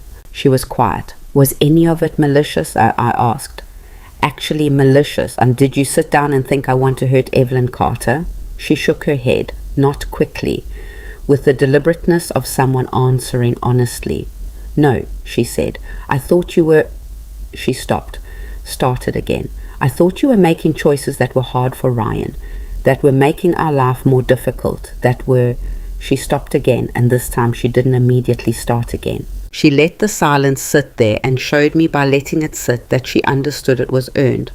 I thought you were less, she finally said, than what you were. And I don't mean I thought you were stupid or worthless. I mean I put you in a category of people who needed to be managed, who needed to be redirected for their own good and for ours. She said the last phrase in a way that told me she could hear how it sounded. And I am very good at redirecting. You are, I said. I was redirecting my own mother-in-law, Claire said, like she was a problem to be solved. Her voice shifted. Not broke. Claire was too controlled for that on a public sidewalk, but shifted. And all the while she gestured at the building. It's not about the building, I said. She looked at me. The building is just a building, Pam, I said. I could have owned nothing, and what you did would still have been wrong. Do you understand that? A long pause. Yes, boy, she said. I'm starting to. The reason I'm angry, the reason any of this matters is not because you didn't know what I owned. It's because you looked at a woman and decided she was lesser before you knew the first true thing about her. You looked at me. Your husband's mother, someone who has loved your husband for 41 years, and you saw a liability. I kept my voice even. That would have been wrong if I'd had nothing. The building just made it visible. Claire was very still. My family, she started. I know about your family, I said. Ryan has told me some of it. Enough. I'm not dismissing where you came from. But you are 40 years old, Claire. At some point, what you learned in your parents' house becomes a choice. She looked like she'd been slapped. Not because it was cruel, because it was accurate, and accurate things, when they land on the right wound, feel exactly like that. I know, she said quietly. Tell me something, I said. Ryan says you're ashamed. Is that true? Yes. Good. I said it without cruelty, but without softening it either. Shame is information. The question is what you do with it. I want to apologize, she said. Formally, properly, not, she shook her head, not because it fixes anything. I know it doesn't fix anything, but because it's what I owe you, and I want to pay what I owe. I looked at her for a long moment. The cold, the city noise, the green overhang above us, the empty space where the cart had been. Not today, I said. She blinked. An apology means something when it's had time to settle into something real, I said. Right now, you're in the shock of it. You're apologizing because you're ashamed and because you want the shame to lift. That's understandable, but it's not enough. I paused. Come to dinner Sunday at my apartment. Ryan will be there. We'll eat and we'll talk, and you can say what you need to say when there's been enough time for it to come from somewhere real. She stared at me. You're not making this easy, she said. Was I supposed to? Something moved across her face. Not quite a smile, but the muscle memory of one. The ghost of it. No, she said. I suppose not. Sunday, I said. 7 o'clock, I'll cook. You don't have to... Claire. I picked up the last empty crate and set it in the trunk. I'm going to cook because I like cooking and I'm good at it, and hosting people in my home is something I do on my own terms, not because I'm performing forgiveness. Are we clear? She was quiet for a moment. Yes, she said. Good. I closed the trunk. She hadn't moved. There was something else in her expression, not the shame, something underneath it, something that looked like it had been there longer than last night. I'm sorry, she said suddenly. Not in the formal apology sense she had mentioned before. This was different. Smaller, rawer, the kind of sorry that escapes before you've finished deciding to say it. I'm sorry I made him choose. I didn't. I told myself I wasn't doing that, but I was. I was making Ryan feel like he had to pick a version of his life that included me, but not... She stopped. Not the hard parts, and you were a hard part. I looked at her. He loves you, I said. It's not a complicated love. It's the love a boy has for his mother, which is one of the few loves that doesn't really have an off switch, no matter how hard people try to find it. I paused. Don't try to find it. It will not end well for anyone. I know that now, she said. Know it when things are normal, I said. Not just when everything's broken. That's the hard part. She nodded. One hand went to the strap of her bag, a nervous gesture, the kind you don't notice in yourself but that other people can see. Sunday, she said, 7 o'clock. She turned to leave, stopped, turned back. Mrs. Carter. She seemed to be choosing her words with great care. The building, Meridian, the whole property. I built my entire business around having space there. I sent a communication this morning. I want you to know that I sent it before I came here. Before I decided to. I didn't come here because of the business. I need you to know that.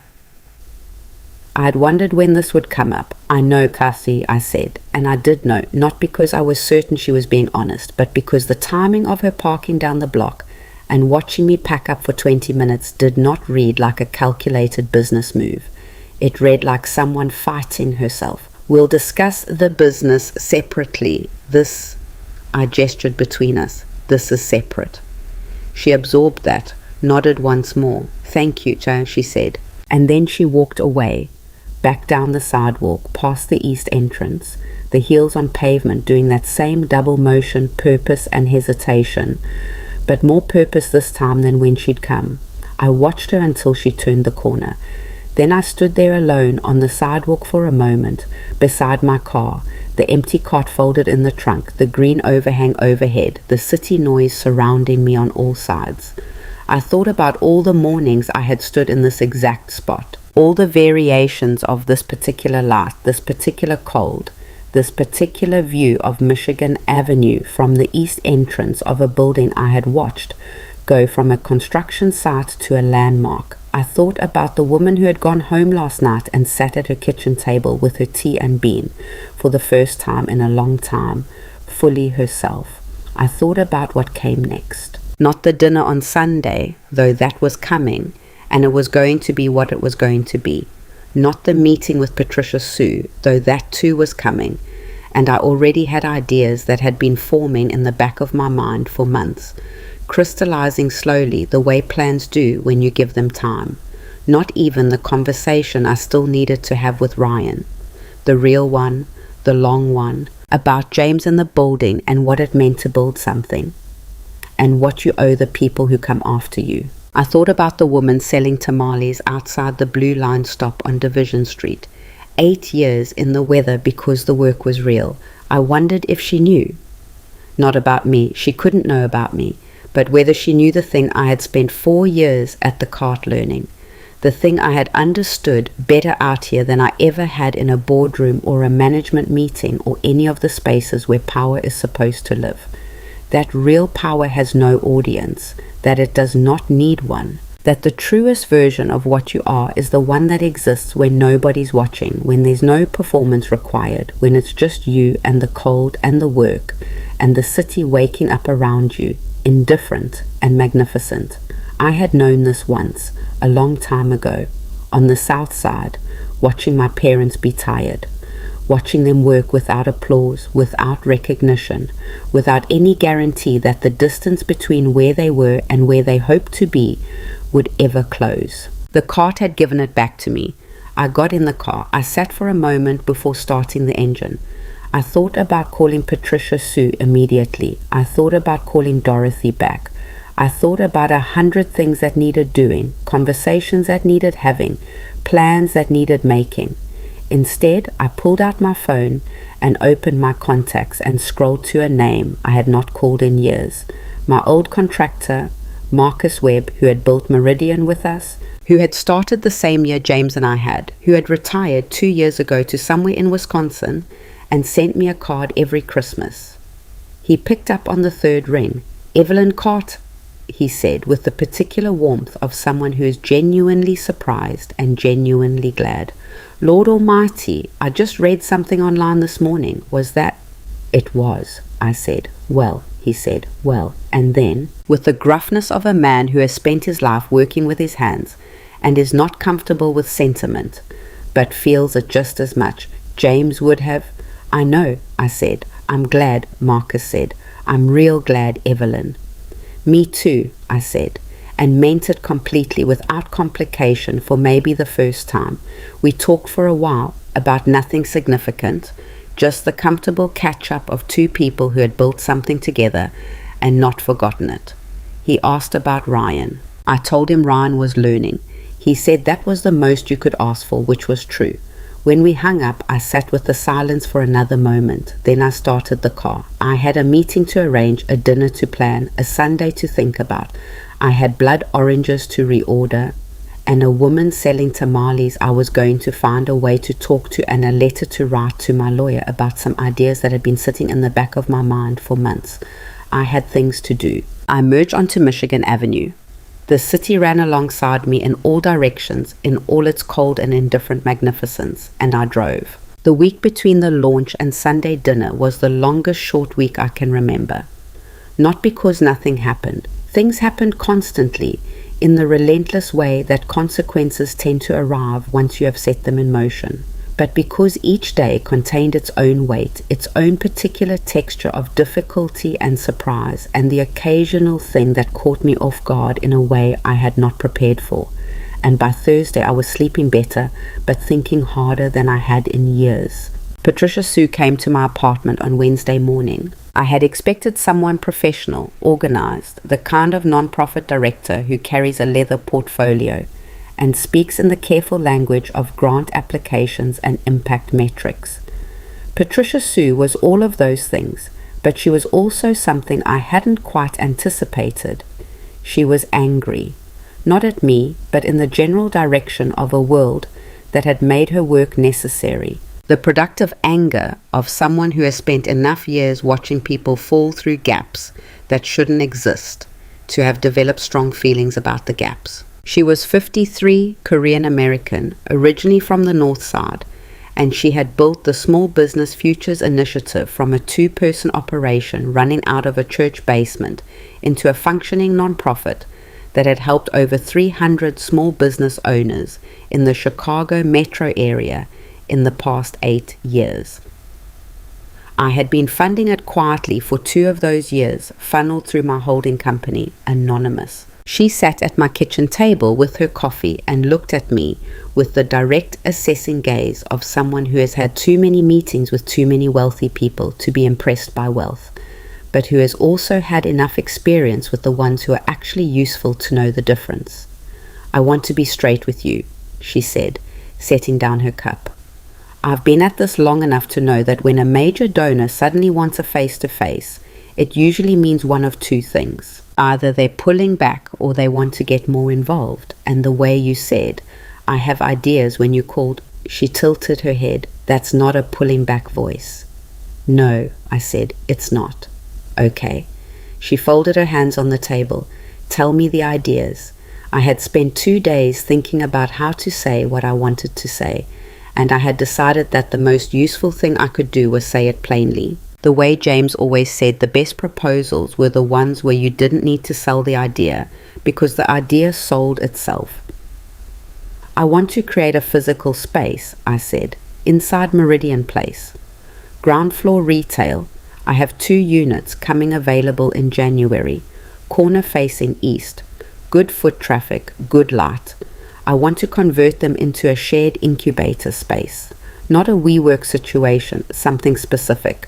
Small vendors, early stage entrepreneurs, the kind of people who have a real product and real work ethic, but no access to the kind of commercial real estate that gives a business legitimacy."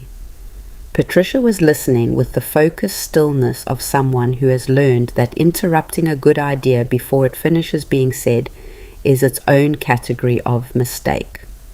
"I want to offer subsidized leases," I continued, 12 to 18 months below market with structured exit, meaning they leave because they've grown, not because the rent went up. "I want your organization involved in the selection process and the ongoing support structure. You know who's ready and who isn't. I don't." Silence.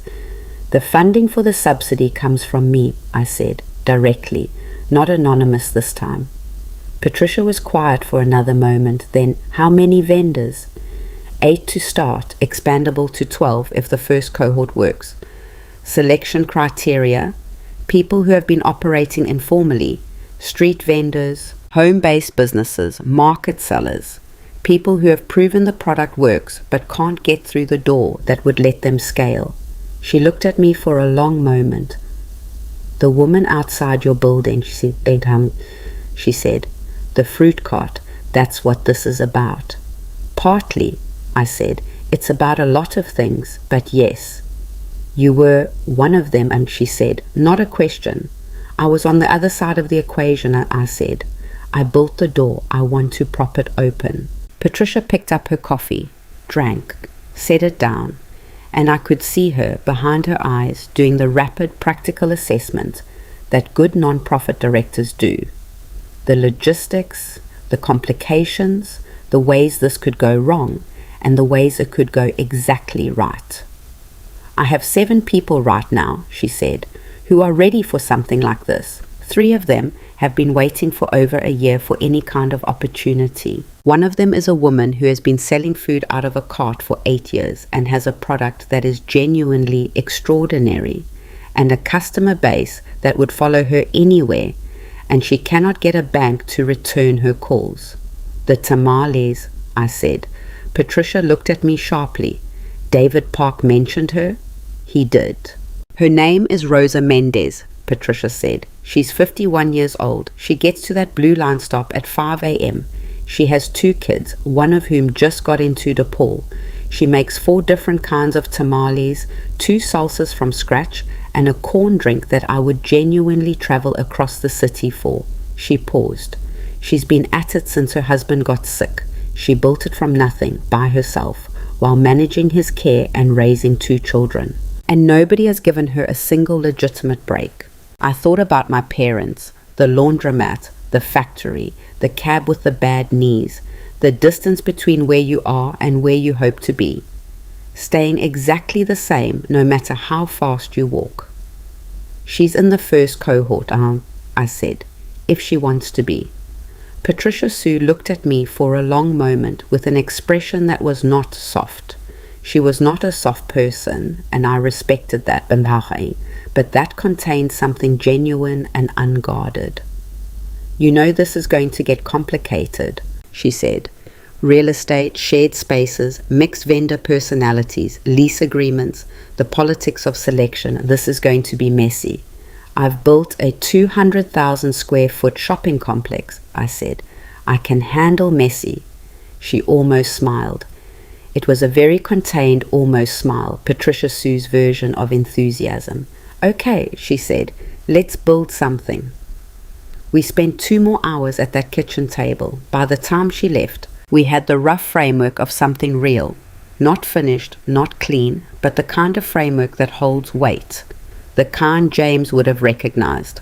After she left, I sat at the table for a while in the quiet of my apartment. I thought about Rosa Mendez up at 4:30 on a November morning, loading food into whatever she used to transport it, driving to a Blue Line stop, setting up in the cold because the alternative was not setting up, and the alternative was not acceptable. I thought about myself 4 years ago folding up the first version of the cart and not being entirely sure why I was doing it, only knowing that the office felt like a glass box and the sidewalk felt like air. I thought about James saying, "Isn't that where the possibilities are?" Looking up at the ceiling of a rundown building in Wicker Park, already seeing what it could be. I got up, washed the cups, stood at the window. Thursday came and went in a blur of calls to my lawyer Sarah Cho, who had a voice that communicated, "I have seen everything and nothing surprises me," and who was the best legal man I had worked with since James's original attorney retired in 2009. She had thoughts about the incubator structure. She had better thoughts than mine on 3 specific points, which I told her, and she accepted the acknowledgement with the brevity of someone who doesn't need compliments, but appreciates accuracy. The media requests had slowed by Thursday, which I was relieved about. 2 pieces had run. The Tribune one David mentioned, and a shorter item in a business publication, both factually accurate, both written with the particular breathless tone of people who find the story remarkable primarily because they have not considered that the world is full of people who own things that other people do not know they own. I gave no interviews. Sarah's office issued a brief, gracious statement. That was sufficient. What I had not anticipated, and what Thursday delivered without warning, was the letter. It arrived by messenger, actual physical messenger, which in itself told me something about the sender, because people who communicate by physical messenger are people who understand that certain things carry more weight on paper. The envelope was cream-colored, heavy stock. My name on the front in handwriting I did not recognize. Careful, slightly formal, the handwriting of someone who learned penmanship in a different era. Inside was a single card. Mrs. Carter. I don't know if you remember me. We haven't been formally introduced, though I was at the launch Thursday evening. My name is Gerald Ashworth. I am Claire's father. I would like to speak with you if you're willing. Not on Claire's behalf, on my own.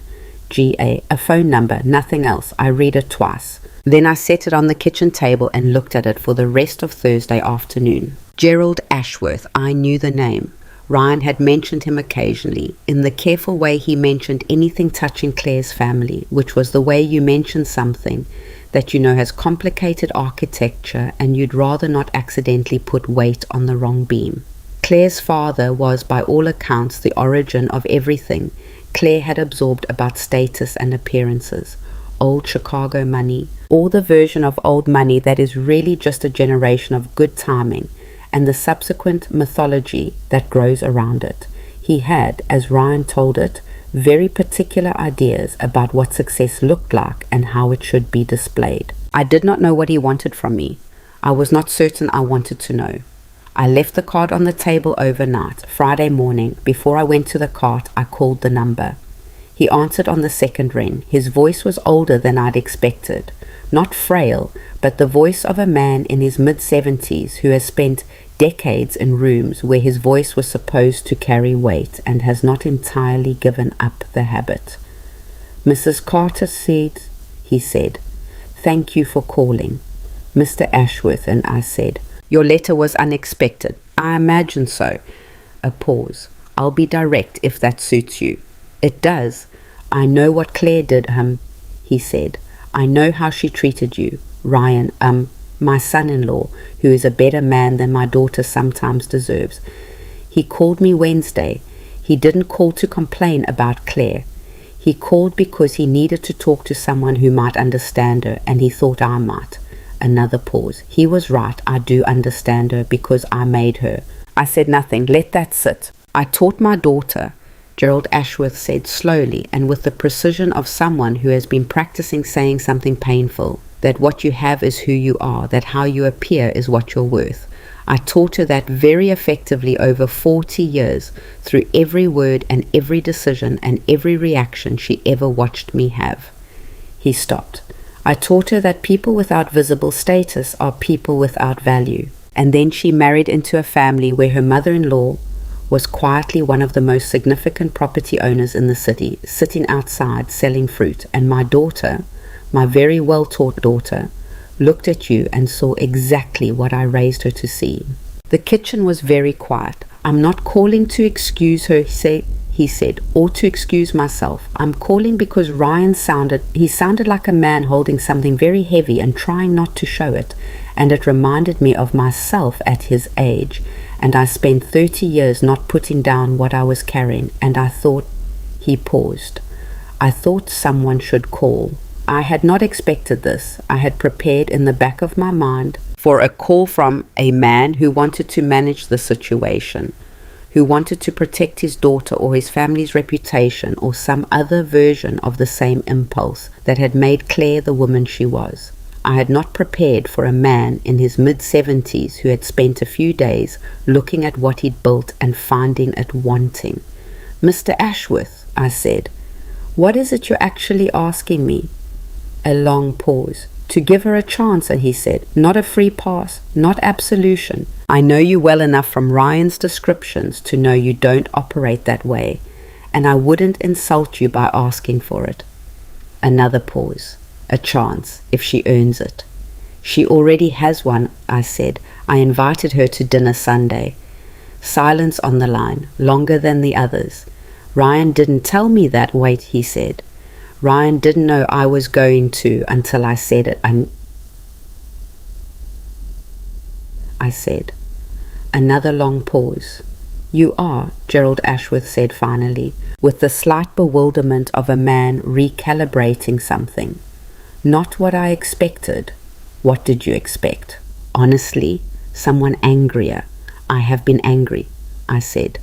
"Anger takes a lot of energy. I'd rather use the energy for something that actually builds." He was quiet for a moment. Then, "James Carter, I read about him years ago. There was a piece in the journal when Meridian opened. He sounded like a remarkable man." "He was," I said.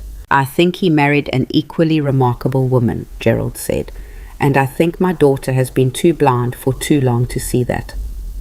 He paused one final time. "Thank you, Mrs. Carter, for the call and for Sunday." "Take care of yourself, Mr. Ashworth," and I said.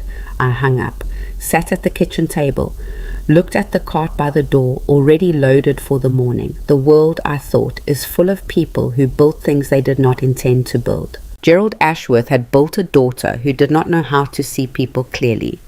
I had built a building and a secret and a habit of watching. James had built a dream that outlasted him by 20 years and was still, somehow, expanding. What we build matters, but so does what we're willing to take apart. I went to the cart. Saturday came with Ryan. He showed up at 5:45, which meant he had left Lincoln Park in the dark, which meant he had set an alarm he did not have to set. He was in jeans and a heavy pullover and the grey scarf, and he was carrying, as instructed, actual good coffee. 2 cups from the place on Dearborn he knew I liked.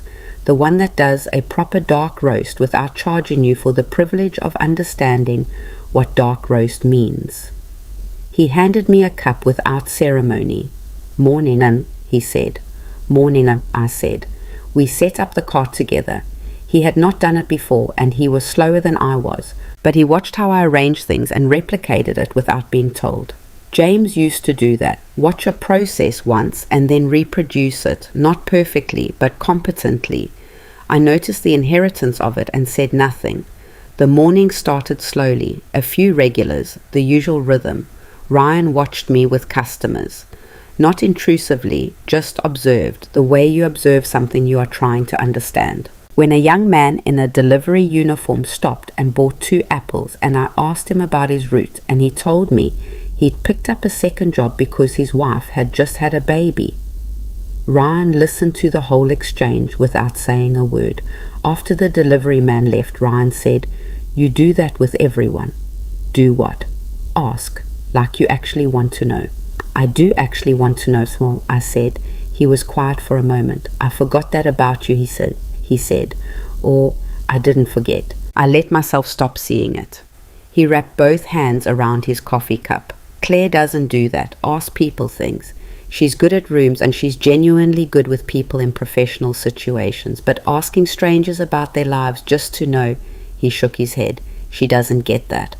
"Some people learn it," I said. "Some people don't. It's not a moral failing. It's a habit of attention, and if nobody showed you the habit when you were young, you have to choose it consciously later." "Is that what you're saying she should do?"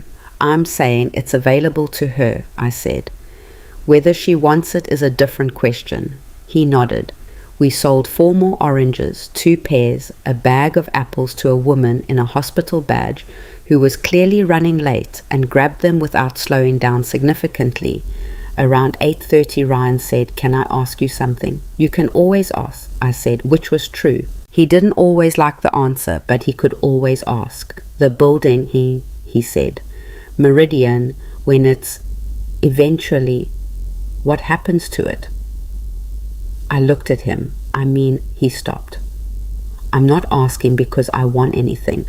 I want to be clear about that. I'm asking because I realized this week that I've been walking around with this idea of you as someone who needed to be taken care of, and the reality is that you have. You've built something that I didn't even know existed. And I don't know what you've planned for it, and I should probably know." "You're asking about the estate plan," I said. "I'm asking about all of it." I thought about how to say it. "There's a trust," I said. "It's been structured for years. Sarah Cho's office manages it. When the time comes, and I want to be clear that I plan to be quite inconvenient for a good while yet, Meridian goes into the trust. A portion of the income funds the Carter Foundation, which I am formally establishing in January. The foundation will fund what Patricia, Sue and I discussed this week, the incubator and other initiatives. The remaining assets will be divided with appropriate provisions between you and programs that benefit the kind of people your father and I came from." Ryan was very still. "You're not leaving it to me," he said, not accusatory, just making sure he understood. "I'm leaving you enough," and I said. "Enough to be comfortable, enough to be free, not enough to become someone who doesn't have to work for things because I don't think that's good for people, and your father agreed with me." I paused. "Is that a problem?" He was quiet for a long moment. "No," he said finally. "No, I think—" He stopped. "I think that's who you are." "It is," I said. "Dad would have done the same." "It was his idea first," I said. Ryan smiled. Not the tired, almost smile from earlier in the week. A real one, open and uncomplicated. It was the first fully unguarded expression I had seen from him since before Claire had started reshaping the edges of him, and it landed on me with a force I had not expected. "He was smart," Ryan said. "The smartest person I ever knew," I said. "And I've known some very smart people." We worked the cart until 10. By then the Saturday crowd had shifted from the early morning walkers to the weekend shoppers, and the energy of Michigan Avenue had changed into its busier, louder, more self-conscious daytime version. Ryan helped 2 customers while I handled a woman who wanted to know the full provenance of every piece of fruit on the cart, which is a conversation that I enjoyed genuinely and which took about 12 minutes. When the woman finally left with a bag of blood oranges and more knowledge about California citrus farming than she had arrived with, Ryan looked at me with an expression of pure amusement. "You love this," and he said. "I do," I said, not ironically, not as some kind of, "You genuinely love standing out here. Is that surprising?" He thought about it. "It shouldn't be," he said, "but it is. I think I had decided, somewhere along the way, I decided that you were doing it to make a point, that it was stubborn, that there was something performative about it. There was a little, I admitted, in the beginning, a little bit of, 'I'll show you all,' but that burned off pretty fast when it was 20 degrees at 6 a.m. I paused. "What's left is real." He nodded. "Claire is terrified of Sunday," he said. "Not a change of subject, really. A continuation, I know. She's been over-preparing. She bought a dress, returned it, bought another one." He said it with a mixture of fondness and exhaustion that is the specific emotional signature of a person who loves someone whose anxiety expresses itself as excessive control. "She asked me 4 times what your apartment looks like. I think she's worried about being judged." "She'll be judged," I said honestly. "By me internally. I can't turn that off. But I'm not going to perform judgment at her. I'm going to cook dinner and have a real conversation and see where we actually are." "That might be worse," Ryan said. "For Claire, a real conversation might be worse than a performance." "Probably," I said, "but it's the only kind I have left." He left around 11, kissing my cheek again, the real kiss, close and quick, and said he'd see me tomorrow at 7 and he'd bring wine. I told him to bring the kind he actually liked, not the kind he thought I'd approve of. He laughed and said those were sometimes the same thing, and I told him they really weren't, and he went. Sunday arrived with snow. Not a storm. Chicago snow in November is rarely a storm.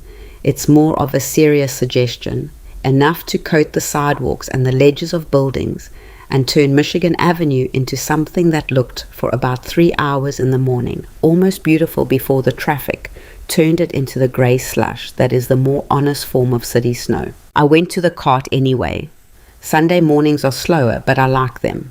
The city is quieter, and the people who are out early on a Sunday have a different quality to them, more deliberate, more awake in some way, like they have chosen to be present in the morning, rather than simply found themselves there. I sold fruit for 2 hours. Rosa Mendez. I had not met her yet, but had looked her up after Patricia's visit, found her a few times in the background of neighborhood news pieces, once in a photograph outside a community event where she was in an apron, laughing at something off camera. Rosa Mendez was on my mind as I worked. Patricia had reached out to her Wednesday. She had not yet responded, which Patricia said was not unusual. People in Rosa's position had often been disappointed enough times that a phone call from a nonprofit director lands somewhere between skepticism and active mistrust. I thought about how I would have responded 20 years ago if someone had called and said, "We have an opportunity for you."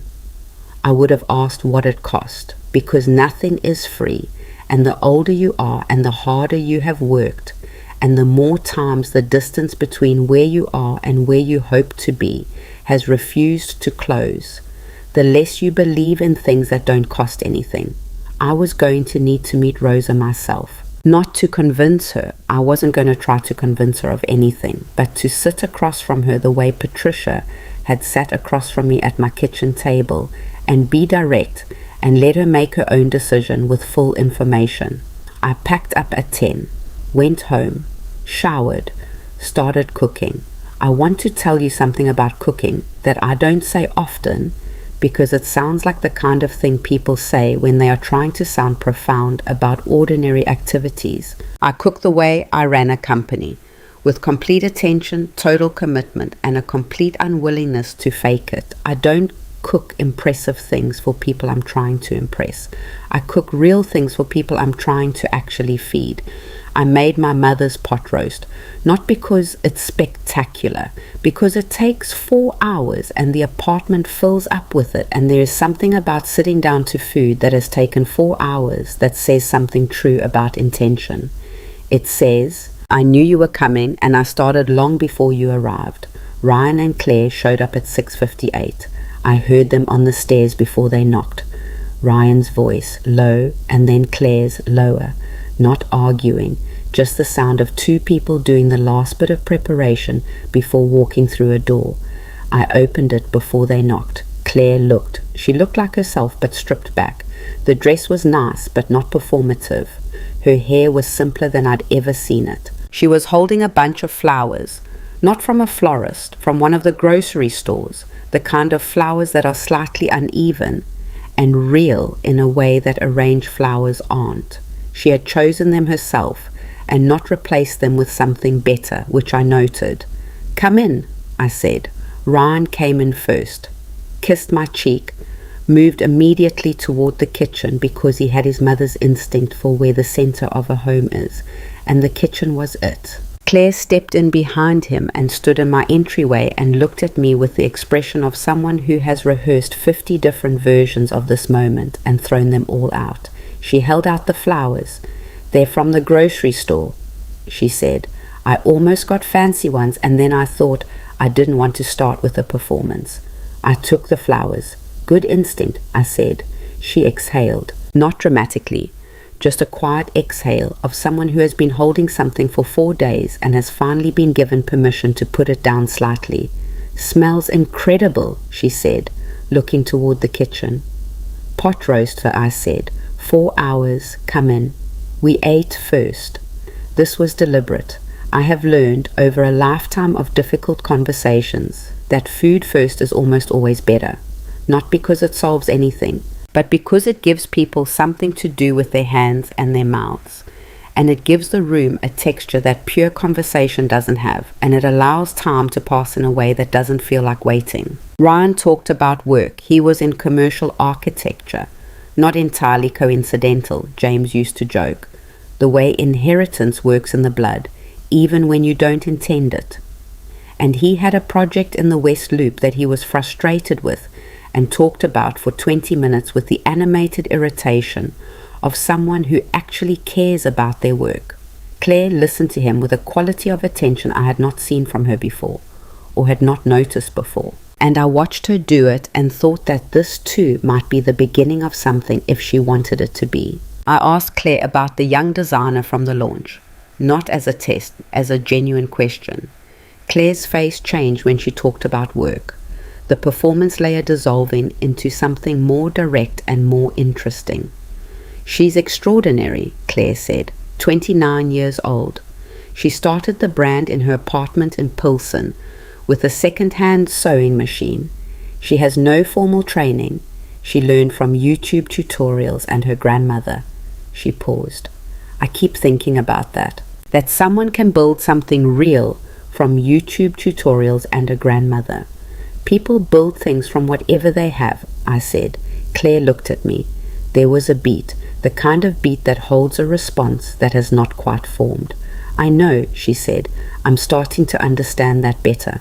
After dinner, Ryan offered to do dishes, which was his version of leaving us alone. He was not subtle about it, and he knew he wasn't, and I appreciated both the effort and the honesty. Claire and I moved to the sitting room with our coffee. She sat in the chair across from mine, both hands around her cup, and for a moment, neither of us said anything. The apartment was quiet except for the sound of Ryan in the kitchen, and the particular low sound of Chicago at night, which is its own kind of white noise, constant and not unpleasant. I want to apologize, Claire said. Okay, I said. I've been practicing this, she said, with the particular honesty of someone who has decided that admitting the practice is part of the sincerity.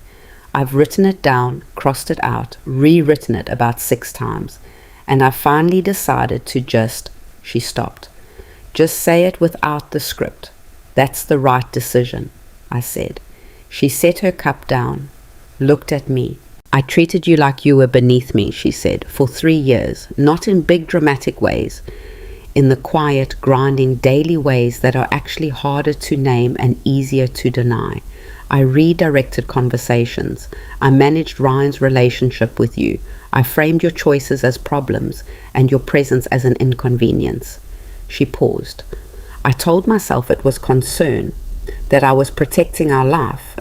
That was a lie I told myself because the truth was simpler and uglier. I looked at you and I saw someone who didn't fit the picture I had of my own life. And instead of examining the picture, I tried to move you out of it. The room was very quiet, and she stopped. You were his mother. You were the person who raised the man I love. You built something that... She shook her head slightly, but that's not even the point. I keep wanting to make the point about the building, and it's not about the building. No, I said, it's not. You deserved basic respect, she said, as a person before any of the rest of it. I let that sit for a moment. Yes, I said. I did. She looked at her hands.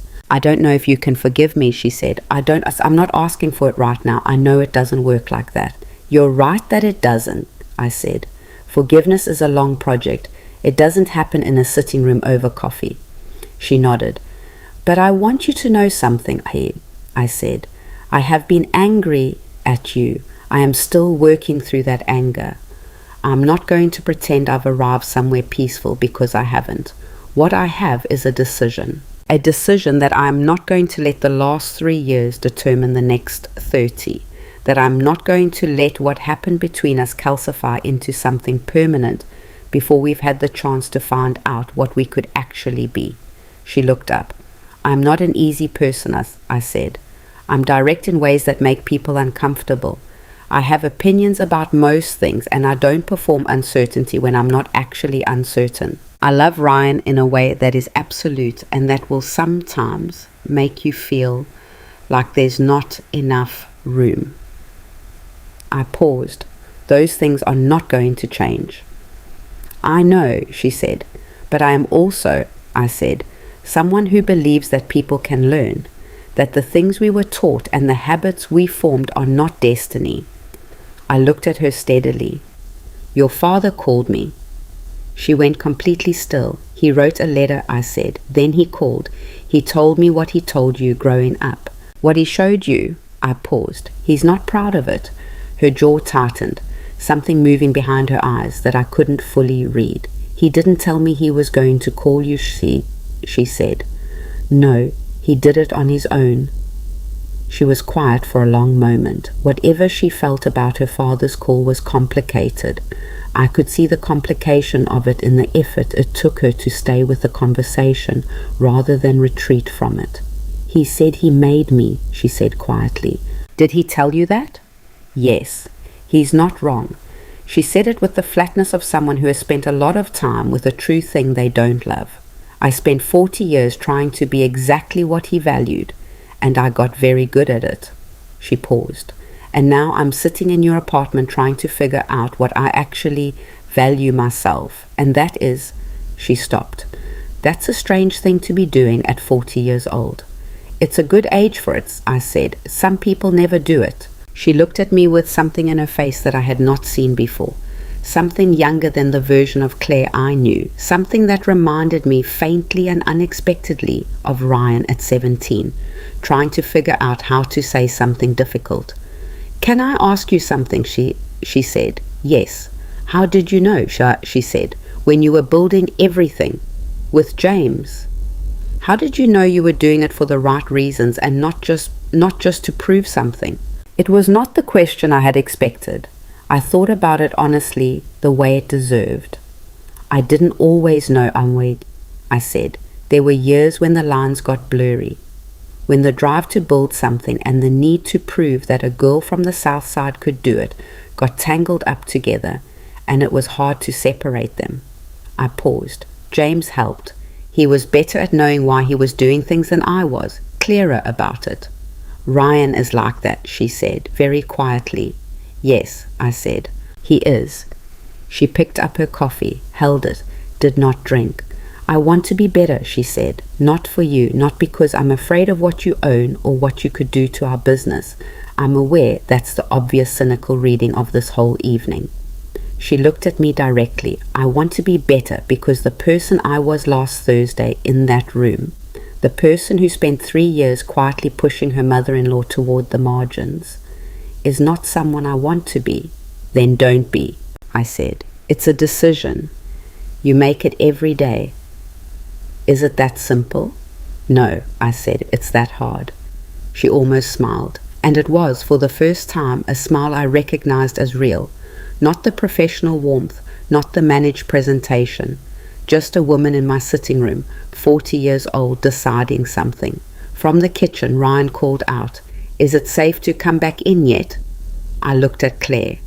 She took a small breath, steady. "Yes, I called back. Come have coffee." He appeared in the doorway, dish towel over one shoulder, and looked between the two of us with the careful assessment of a man who loves both people in the room and does not know what he is walking into. Then he read something in the air of the room. The particular quality of a hard conversation that has arrived somewhere real, and his shoulders dropped about an inch.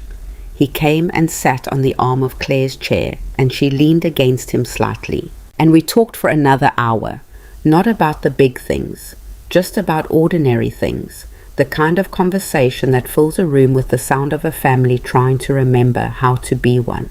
I watched them and thought about James, about all the Sunday evenings we had sat in whatever apartment or house we happened to be in at the time, talking about ordinary things, letting the hours wind down around us, not knowing, the way you never know, the way you can never know, how many of those evenings there would be. You build things. You build businesses and buildings and families and habits and the particular way of being in the world that is, in the end, all you actually have to leave behind. The snow had stopped outside. Through the window, Michigan Avenue was wet and bright. The city lights doubled in the wet pavement. And somewhere out there my cart was waiting in its folded state in the back of my car for 5:30 Monday morning.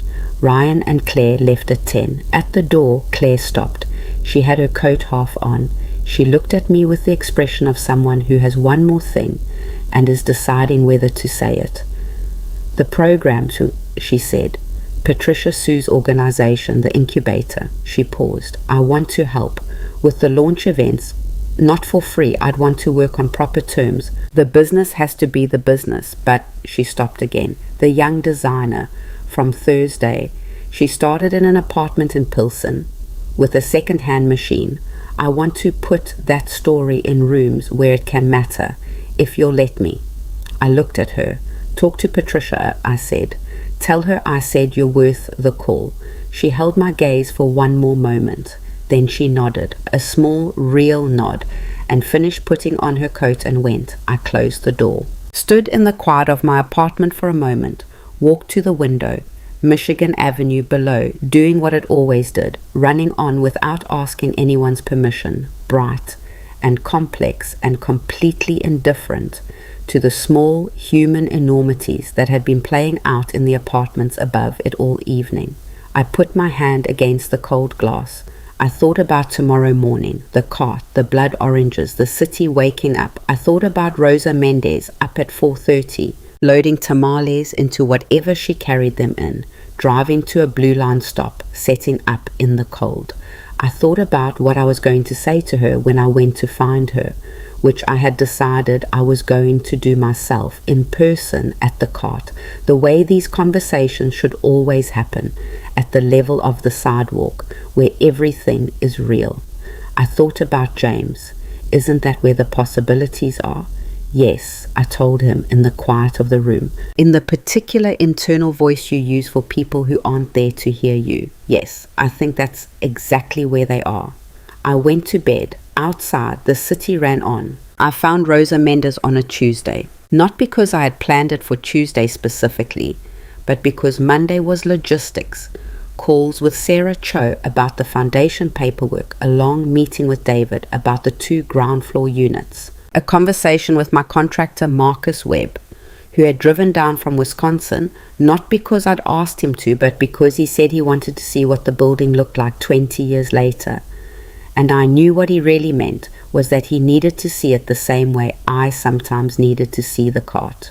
We walked the two vacant units together, Marcus with his hands in his pockets, making the sounds he always made when he was assessing a space, low, non-committal sounds that meant he was actually paying close attention. He told me his thoughts, I told him mine. We disagreed on 2 points, and he was right on one of them, which I told him, and he was gracious enough not to make a production of it. So Tuesday, I went to the Blue Line stop on Division at 6:45 in the morning. I had looked up Rosa's setup time from Patricia, who had finally reached her by text. Rosa did not answer calls from numbers she didn't know, which Patricia said with the matter-of-fact tone of someone who understood exactly why. She was there by 5, usually sold out by 9 or 10 depending on the day. The stop was in Humboldt Park, on a block that had the particular texture of a neighborhood that has been many things and is currently in the middle of becoming something else, with the tension that always lives in that in-between. New coffee shops beside old taquerias, renovated buildings beside ones that hadn't been touched in decades. The kind of block where you can read the whole history of a city if you stand still long enough. Rosa's setup was on the southeast corner under the L tracks, which gave her a partial roof and the rhythmic noise of the trains every few minutes. She had a folding table, a cooler, a large pot that was keeping warm on a small butane burner, and a handwritten sign that said, tamales, red, green, sweet, and then the prices and careful block letters. She had a small folding stool that she was not sitting on when I arrived, because she was serving 2 customers, a man in a work jacket and a teenage girl in a school uniform who was eating one of the tamales standing right there, not waiting to get somewhere else, just eating it immediately because apparently it was worth eating immediately. I stood at a slight distance and watched. Rosa was, the only word I have for it is present, not performing presence, not working to project warmth or competence, just there, fully, in the way that people are there when they have been doing something long enough that it has become an extension of themselves. She handed the man his order in a paper bag, made change from a small cash box, said something that made him laugh. She gave the girl an extra napkin without being asked because she had clearly been watching teenage girls eat tamales under L-tracks long enough to know they always needed an extra napkin. When the 2 customers moved on, she looked up and saw me. She did not recognize me. I hadn't expected her to. But she had the assessing gaze of someone who spends every morning watching strangers approach her table and has developed the fast, accurate read that comes with it. Morning, she said. What can I get you? Red, if they're good, I said. They're all good, she said, without arrogance, just accuracy. She handed me one. I paid. I ate it standing there at her table, which was not subtle, but I did not want to be subtle. It was extraordinary.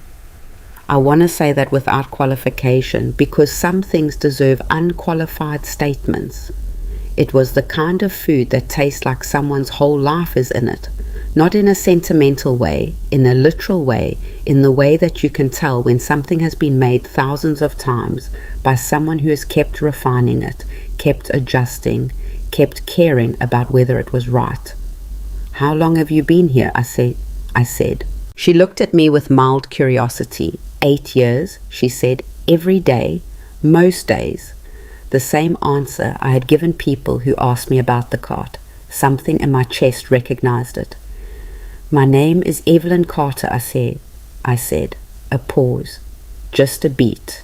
Then, I know who you are. I looked at her. Patricia told me you might come, she said, not defensively, just informing me that I was not arriving unannounced in the way I had thought. She said you'd probably come yourself instead of sending someone. She said that was your way. It is, I said. Rosa leaned against the edge of her table. She was a sturdy woman, built for the work she did. The early mornings, the physical weight of it, the standing. Her hands showed it the way my hands showed mine. She was looking at me with the careful, unhurried assessment of someone who has learned to take her time with things that matter. Patricia said you have a space, she said. 2 units, I said, ground floor, Meridian Place. I'm converting them into an incubator for vendors like you. 8 spots to start. Below market lease, 12 to 18 months.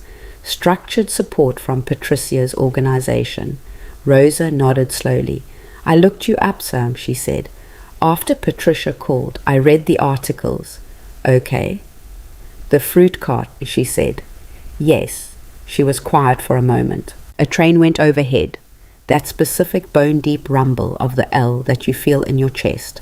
And we both waited for it to pass without either of us finding it unusual to wait, because you learn to work around the trains or you find a different corner. Why? She said when the noise had cleared. I had known this was the question that mattered, not how or when or what are the terms. Why? The same question that everyone had been asking me in different forms for weeks. Because I know what it costs, I said, to stand outside in the cold and build something when nobody is making it easy. I know what it takes to do it without anyone's permission and without anyone's applause and without a single guarantee that the distance is going to close. I paused. I had help I didn't deserve and luck I couldn't have predicted, and a husband who believed in things I was still trying to believe in myself. You have been doing this without any of that 8 years. And you're still here. And what you just gave me is extraordinary. She looked at me. That's not charity, I said. I want to be clear about that. The lease is below market, but it's a real lease.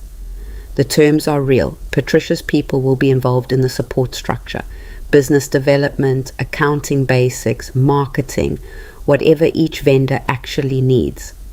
And when the 18 months are up, you leave because you've grown, not because I've decided I'm done with you. Rosa was quiet for a long moment. Another train. I've had people offer things before, she said, when the train was gone. Not with bitterness. Just the plain statement of a woman who has lived long enough to know that offers arrive with conditions that don't always appear in the first conversation. I know, I said. What's the condition? She said. Direct. Looking at me straight. That you're ready, I said. Not ready the way people use that word to mean perfect. Ready the way a person is ready when they've proven the thing works and they know it works, and the only thing standing between them and the next level is the door. Patricia thinks you're ready. I think you're ready, but you have to think you're ready.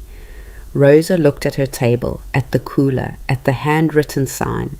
She had built this from nothing. She had fed her children and paid her bills, and put one of them through DePaul and done it standing under L-tracks in the cold for 8 years. My husband used to say I was stubborn, she said. Is he wrong? He's gone, she said, simply without preamble. 3 years. I know, I said quietly. She looked up at me. Something moved in her face. Recognition, maybe.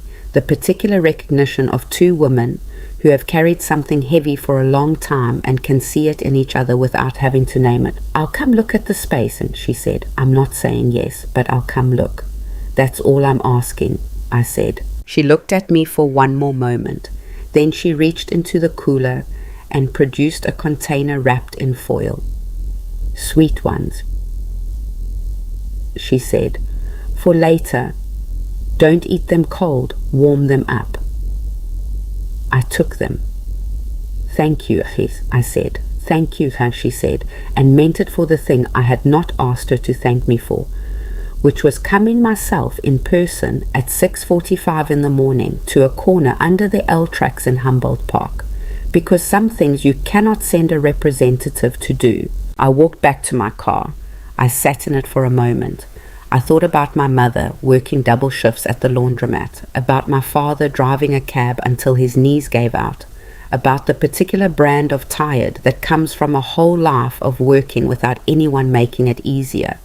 And I thought, not for the first time, but with a clarity that felt new, that if one good outcome could come from all the accumulated luck and stubbornness and grief and work of my life, I wanted it to be this. Not the building, not the name in a newspaper. This. A woman who had been standing in the cold for 8 years coming to look at a door that was finally open. Rosa came on Thursday. She arrived at Meridian Place in her own car, an older sedan, well maintained in the way people maintain things when they cannot afford to replace them, and stood on the sidewalk outside the east entrance for a full minute before coming in. I watched from just inside the glass. I did not go out to meet her. She needed to arrive on her own terms. David showed us the units. They were raw at this point. The previous tenants had cleared out in October, and the space was stripped back to concrete floors and exposed ductwork, which is an honest way for a space to present itself. Not dressed up, not performing, just, this is what it is, what will you make of it? Rosa walked through slowly. She did not say much. She looked at the east-facing windows, good light, the kind that comes in the morning, the kind that makes things look real. And she looked at the dimensions, and she looked at the kitchen hookup potential that Marcus had confirmed was viable. And she was quiet through all of it. At the end, standing in the middle of the larger unit, she said, "What happens if I fail?" "You end the lease," I said. "You go back to what you were doing. The world doesn't end." "And you don't lose anything?" "I lose the subsidy I put in," I said, which is an acceptable loss. It's a bet on a person. Those bets are occasionally wrong. That's the cost of making them. She looked at me. "I won't fail," she said.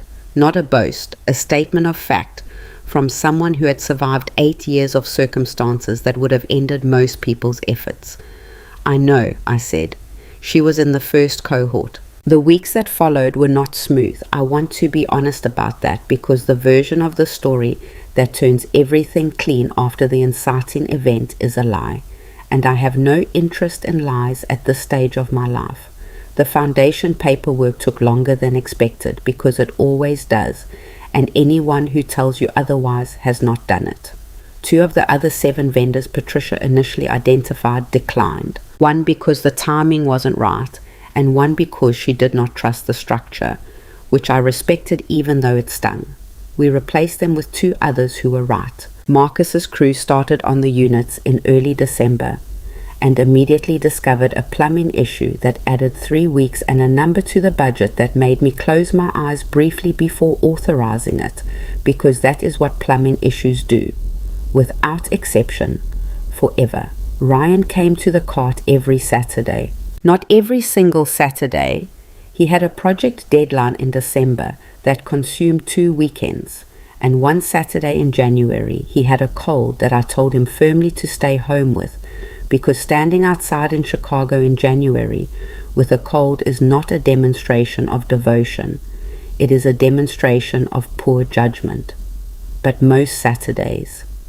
He came with good coffee. He helped with customers, and he asked questions about the foundation and the incubator and the vendors with the focused interest of someone who was learning something he should have started learning earlier and was making up for the time. He was good with people at the cart, better than I expected, which I did not tell him because I did not want to imply I had expected something worse. He had James's way of listening, the full attention, not performing at listening that makes people feel like what they're saying matters. The delivery man, whose wife had just had a baby, came back one Saturday when Ryan was there, and Ryan asked about the baby by name. He had remembered the name from the story I had told him, and the man's face did something unguarded and completely genuine, the face of someone who did not expect to be remembered. After he left, Ryan was quiet for a moment. "Dad did that, Hagol?" he said. "Yes," I said. "He remembered everyone." "He did." Ryan stared at the avenue. "I stopped doing it," he said. "Somewhere along the way I stopped. I was so focused on performing the right version of myself in professional spaces that I forgot to actually be present in them." He paused. "Claire does the same thing. We'd gotten very good at managing rooms and lost track of being in them." "You're finding it again," I said. "Slowly." "Slowly is fine, Amwaz said. "Slowly is how most real things happen." Claire came to the cart once. Not a Saturday, a Wednesday, unexpected, around 8 in the morning. I saw her from a distance before she reached me, walking with her head slightly down against the wind, in the dark coat she'd worn to Sunday dinner. She looked like herself in a way she rarely had when I'd known her. Not the event planner version, not the Lincoln Park version. Just a woman walking on a sidewalk in the cold. She bought 2 blood oranges. She paid for them. She stood at the cart and peeled one badly. She didn't have Ryan's technique. Didn't try to do it in one spiral, just pulled it apart in uneven pieces. And she ate it standing there in the cold without saying much for a minute. I met Rosa Mendez last week, she said finally. Patricia introduced us. We talked for 2 hours about the launch event for the incubator opening. How did that go? I said. She's extraordinary, Claire said. She's going to be a nightmare to work with because she knows exactly what she wants and she doesn't soften it to make you comfortable, but she's going to be extraordinary. A pause. I liked her immediately. Good, I said. She reminds me of you, Claire said. She said it quickly, like she had been working up to it and decided not to slow down. The directness, She stopped. The way she doesn't perform anything. I looked at my daughter-in-law. She was not looking at me. She was looking at the building, at the east entrance, at the green overhang above us. I'm trying, she said quietly. Not for you, not to fix what I broke. I mean, partly that, but mostly because I don't want to be the person I was for 3 years. I look back at some of the things I said, the way I handled. The Sunday brunch where I told you your presence was a professional liability. She stopped. I can't believe I said that, Imam. You said it, I said. That's real. You don't get to unsay it. I know. But you also don't have to keep being the person who would, I said. That's the only choice that's actually available to you now. She nodded. Ate the second section of the orange. Ryan is happier, she said. The Saturdays, coming here. He comes home different. Lighter, I don't know how else to say it. Like he put something down. He's finding his way back to himself, I said. I know, she paused. I want to find mine. Then find it, I said. Stop announcing it and find it. The finding is the thing. She almost smiled. The real smile, the one I had seen in my sitting room on Sunday night. You're not easy, she said. I know, I said. You've mentioned. This time she did smile. Small, real, slightly reluctant. The smile of someone who is discovering that the person they had categorized as an obstacle is something more complicated and more interesting than a category. Thank you for the oranges, she said. $1.50 each, I said. Come back any time. She left. I watched her walk into the east entrance, and I stood there for a moment with my thermos and my orange gloves and the particular feeling of something not resolved. Nothing is ever cleanly resolved. Anyone who tells you otherwise is selling you something, but shifted. Genuinely, meaningfully shifted into a shape that could hold more than the previous shape could. The incubator opened in February, not with fanfare. I had specifically told Patricia and Claire, who was handling the launch event, that I did not want fanfare.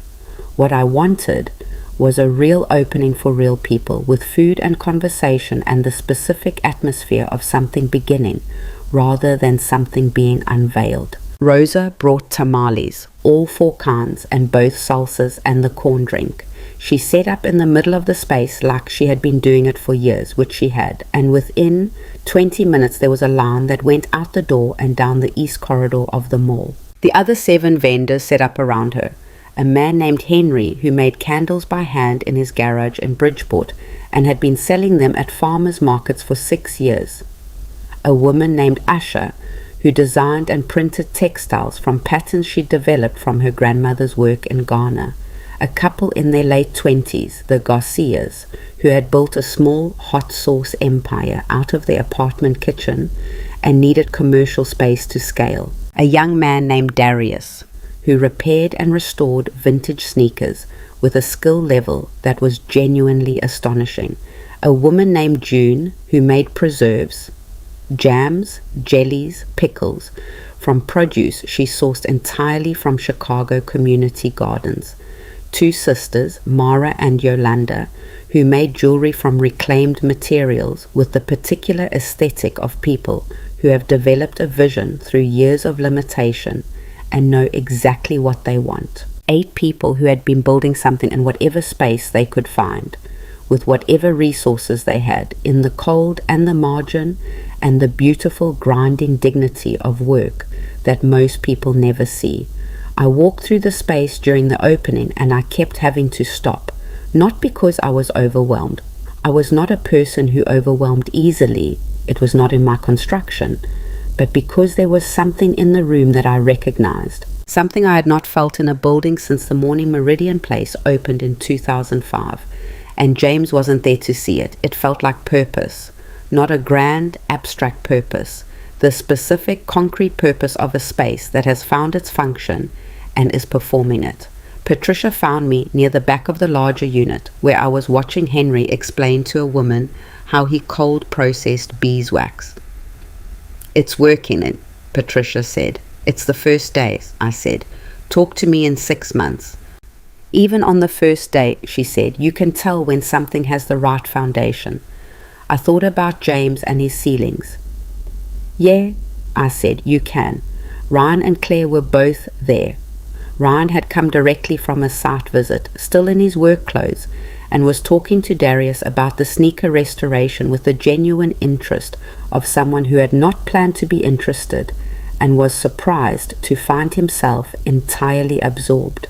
Claire was working, not performing, actually working, managing the flow of the event with the competent invisibility of someone who is good at their job and does not need credit for it in the moment.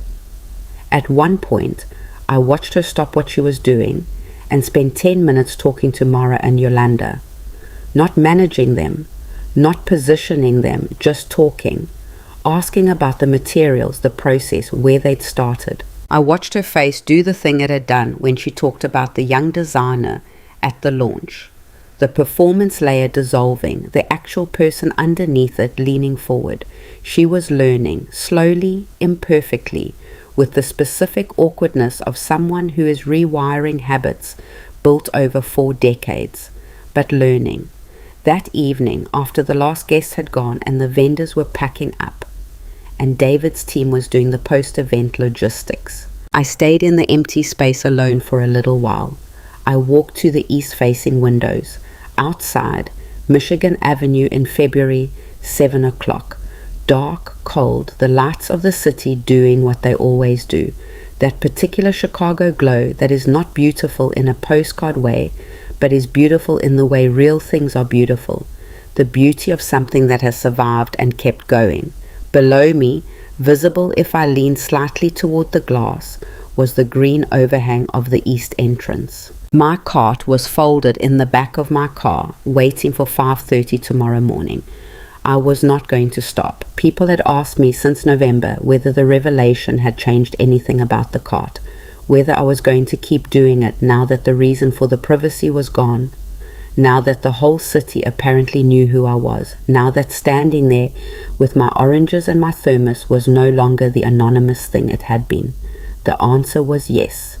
Obviously yes. Inescapably yes. Because the cart had never been about hiding. It had been about finding. It had been about standing in the real air of the real city and making real contact with real people without the glass box between us. And none of that had changed. If anything, it had become more true. The woman who had put $5 under my thermos, Melissa Vance, had sent a formal note to David's office in December asking whether there was a way to support the Small Business Futures Initiative. She had followed it up with a donation that was not enormous, but was real, and came without conditions, which is the only kind of donation that means anything. I had sent a thank you through David's office and left it at that. She had learned something in November and acted on it. That was enough. People did not need my supervision to do good things. Gerald Ashworth had called once more in December, a short call. He asked how the foundation was progressing. I told him. He asked about Ryan. I told him Ryan was finding his way. He said, very quietly, he married a good woman, my Claire. She just lost the thread of it for a while. I said I thought that was accurate. He thanked me for taking the call. I told him it was not a hardship. Dorothy flew in from Phoenix in January and stood at the cart with me for 2 hours on a Saturday morning, talking without stopping, which is Dorothy's primary mode of being in the world and always has been. She bought 6 oranges, ate 2 of them immediately, declared the setup very James, which was the highest compliment she had for anything, and told me she was proud of me 3 times in 2 hours, which is also very Dorothy. Standing at the window now, looking at the street, I thought about everything that had happened in the 4 months since a woman in a white fur coat tucked $5 under a thermos. It was not, if I was honest, a complete resolution. Resolutions are for movies. Real life has adjustments and renegotiations, and the slow work of rebuilding trust that can't be rushed, no matter how much everyone involved would prefer to rush it. Claire and I were not at ease with each other. We were at something that had the potential to become ease if we both kept choosing the work. That was the most accurate description I could offer, and I had stopped pretending it was more settled than it was. Ryan was better, not fixed, not transformed, not the subject of a before and after story. Better, more present, more willing to sit with difficult things rather than manage them away. He was going to be all right. He had always been going to be all right. It had just taken some rubble falling to make the structure visible. The building, Meridian Place, 32 floors, 214,000 square feet, stood around me and below me, doing what James had dreamed it would do and what I had spent 20 years making sure it did. Full, lit, busy, a piece of Chicago that existed because 2 people from neighborhoods the city had mostly forgotten had refused to accept that the distance between where they were and where they hoped to be was fixed. And in the ground floor, in the 2 units Marcus's crew had renovated, and David had arranged and Patricia had filled, 8 people were beginning something, building something, starting the long, grinding, unglamorous, necessary work of turning what they had into what they wanted. I pressed my palm flat against the cold glass one more time. I finished it, I told James, the way I'd been telling him for 20 years, in the quiet voice that is only for him. But this time I added something. I'm still building. Because that was the truth I had been working toward, the one the cart had been teaching me for 4 years, the one that Melissa Vance and Claire and Gerald Ashworth and Rosa Mendez and all the people who had walked past my fruit stand without seeing me had inadvertently collaborated in teaching me. You do not stop. You do not reach a point and stop. You do not get the recognition or the revelation or the Sunday dinner or the incubator opening and then put down the work, because the work is not a means to an end. The work is the life, the standing outside in the cold, the arranging of the oranges, the genuine curiosity about the delivery man's new baby, the willingness to begin again at 5:30 in the morning without needing anyone to witness it. That is the life, not the reward at the end of it. My father drove a cab until his knees gave out. He was not a bitter man. He was, in his way, a content man, not because his circumstances were easy, but because he had found the thing inside the work that was worth the work, the human contact of it, the city unfolding around him through a windshield, the simple fact of being useful. My mother cleaned other people's houses and found inside that labor a kind of sovereignty that nobody could diminish unless she allowed it. She kept her own counsel. She made decisions. She did not ask permission for the dignity she carried. They gave me everything, not money, not connections, not access, something more durable and more rare. The example of people who worked without applause, who built without an audience, who treated every person they encountered as someone worth the full weight of their attention. The night James died, I sat in the hospital with my hands in my lap, and I thought about all the things I had not said, and all the things I still needed to do, and underneath both of those thoughts was something that surprised me with its steadiness. I knew who I was. After everything, after the South Side, after the building, after the years of being the woman in rooms where no one expected to find her, I knew exactly who I was. That knowledge was James's last gift to me.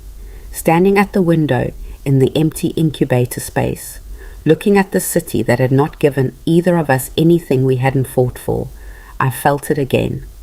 That steadiness, not in vulnerability. I had learned the hard way that steadiness and invulnerability are not the same thing, and that the confusing of the two is its own kind of weakness. But steadiness. The knowledge of ground under your feet. I was 67 years old. My hip had been bothering me since September and showed no sign of finding its way back to normal. My son was learning who he was again, slowly and imperfectly, on Saturday mornings with good coffee. My daughter-in-law was rewiring 4 decades of inherited damage, one uncomfortable conversation at a time. 8 people were setting up in the space below me. Rosa Mendez tamales had sold out in under an hour. And tomorrow morning at 5:30, I would drive to Michigan Avenue, fold out the cart, arrange the fruit, pour the first cup of coffee from the thermos that Ryan had replaced in December with an actually good one, and watch the city wake up. Not because I had to, not because it was a statement, because it was real, because it was mine, because the sidewalk is where I learned everything that actually mattered, and I was not ready, would never be ready, to trade it for the glass box. I picked up my coat from the chair where I'd set it, turned off the lights in the unit, walked out into the corridor, which was clean and quiet now, the event completely cleared, the building settling into its nighttime self. David was waiting near the elevator, which was exactly the kind of thing David did. Good event, he said. It was, I said. Rosa Mendez sold out in 58 minutes, he said. I timed it. I know, I said. She's going to be the one they all try to learn from. He nodded. We rode the elevator down in comfortable silence, which was its own language after 11 years, a language that did not require translation. At the east entrance, I stopped. Through the glass doors, I could see the sidewalk, the green overhang, the spot where my cart would be in 11 hours. Michigan Avenue running its cold, bright, indifferent course in both directions in no hurry, waiting for no one. Same time tomorrow, David said. 5:30, I said. I pushed through the doors. The cold hit me clean and total, the way Chicago cold does in February. Not cruel, just honest. The city's equivalent of a handshake. This is what it is. You know this. You've always known this. I stood on the sidewalk for a moment. I did not look up at the building. I looked at the street. A cab went by. A woman walking a dog. 2 people coming out of the parking garage, talking, their breath visible in the cold air. Somewhere above us, a train on the L, going somewhere. The lights of the city in all directions running to the horizon without stopping. This was what I had wanted, standing at an empty cart 4 years ago with a fresh kind of tiredness in my bones. Not the recognition, not the vindication, not even the incubator, as much as I believed in what it was doing. This.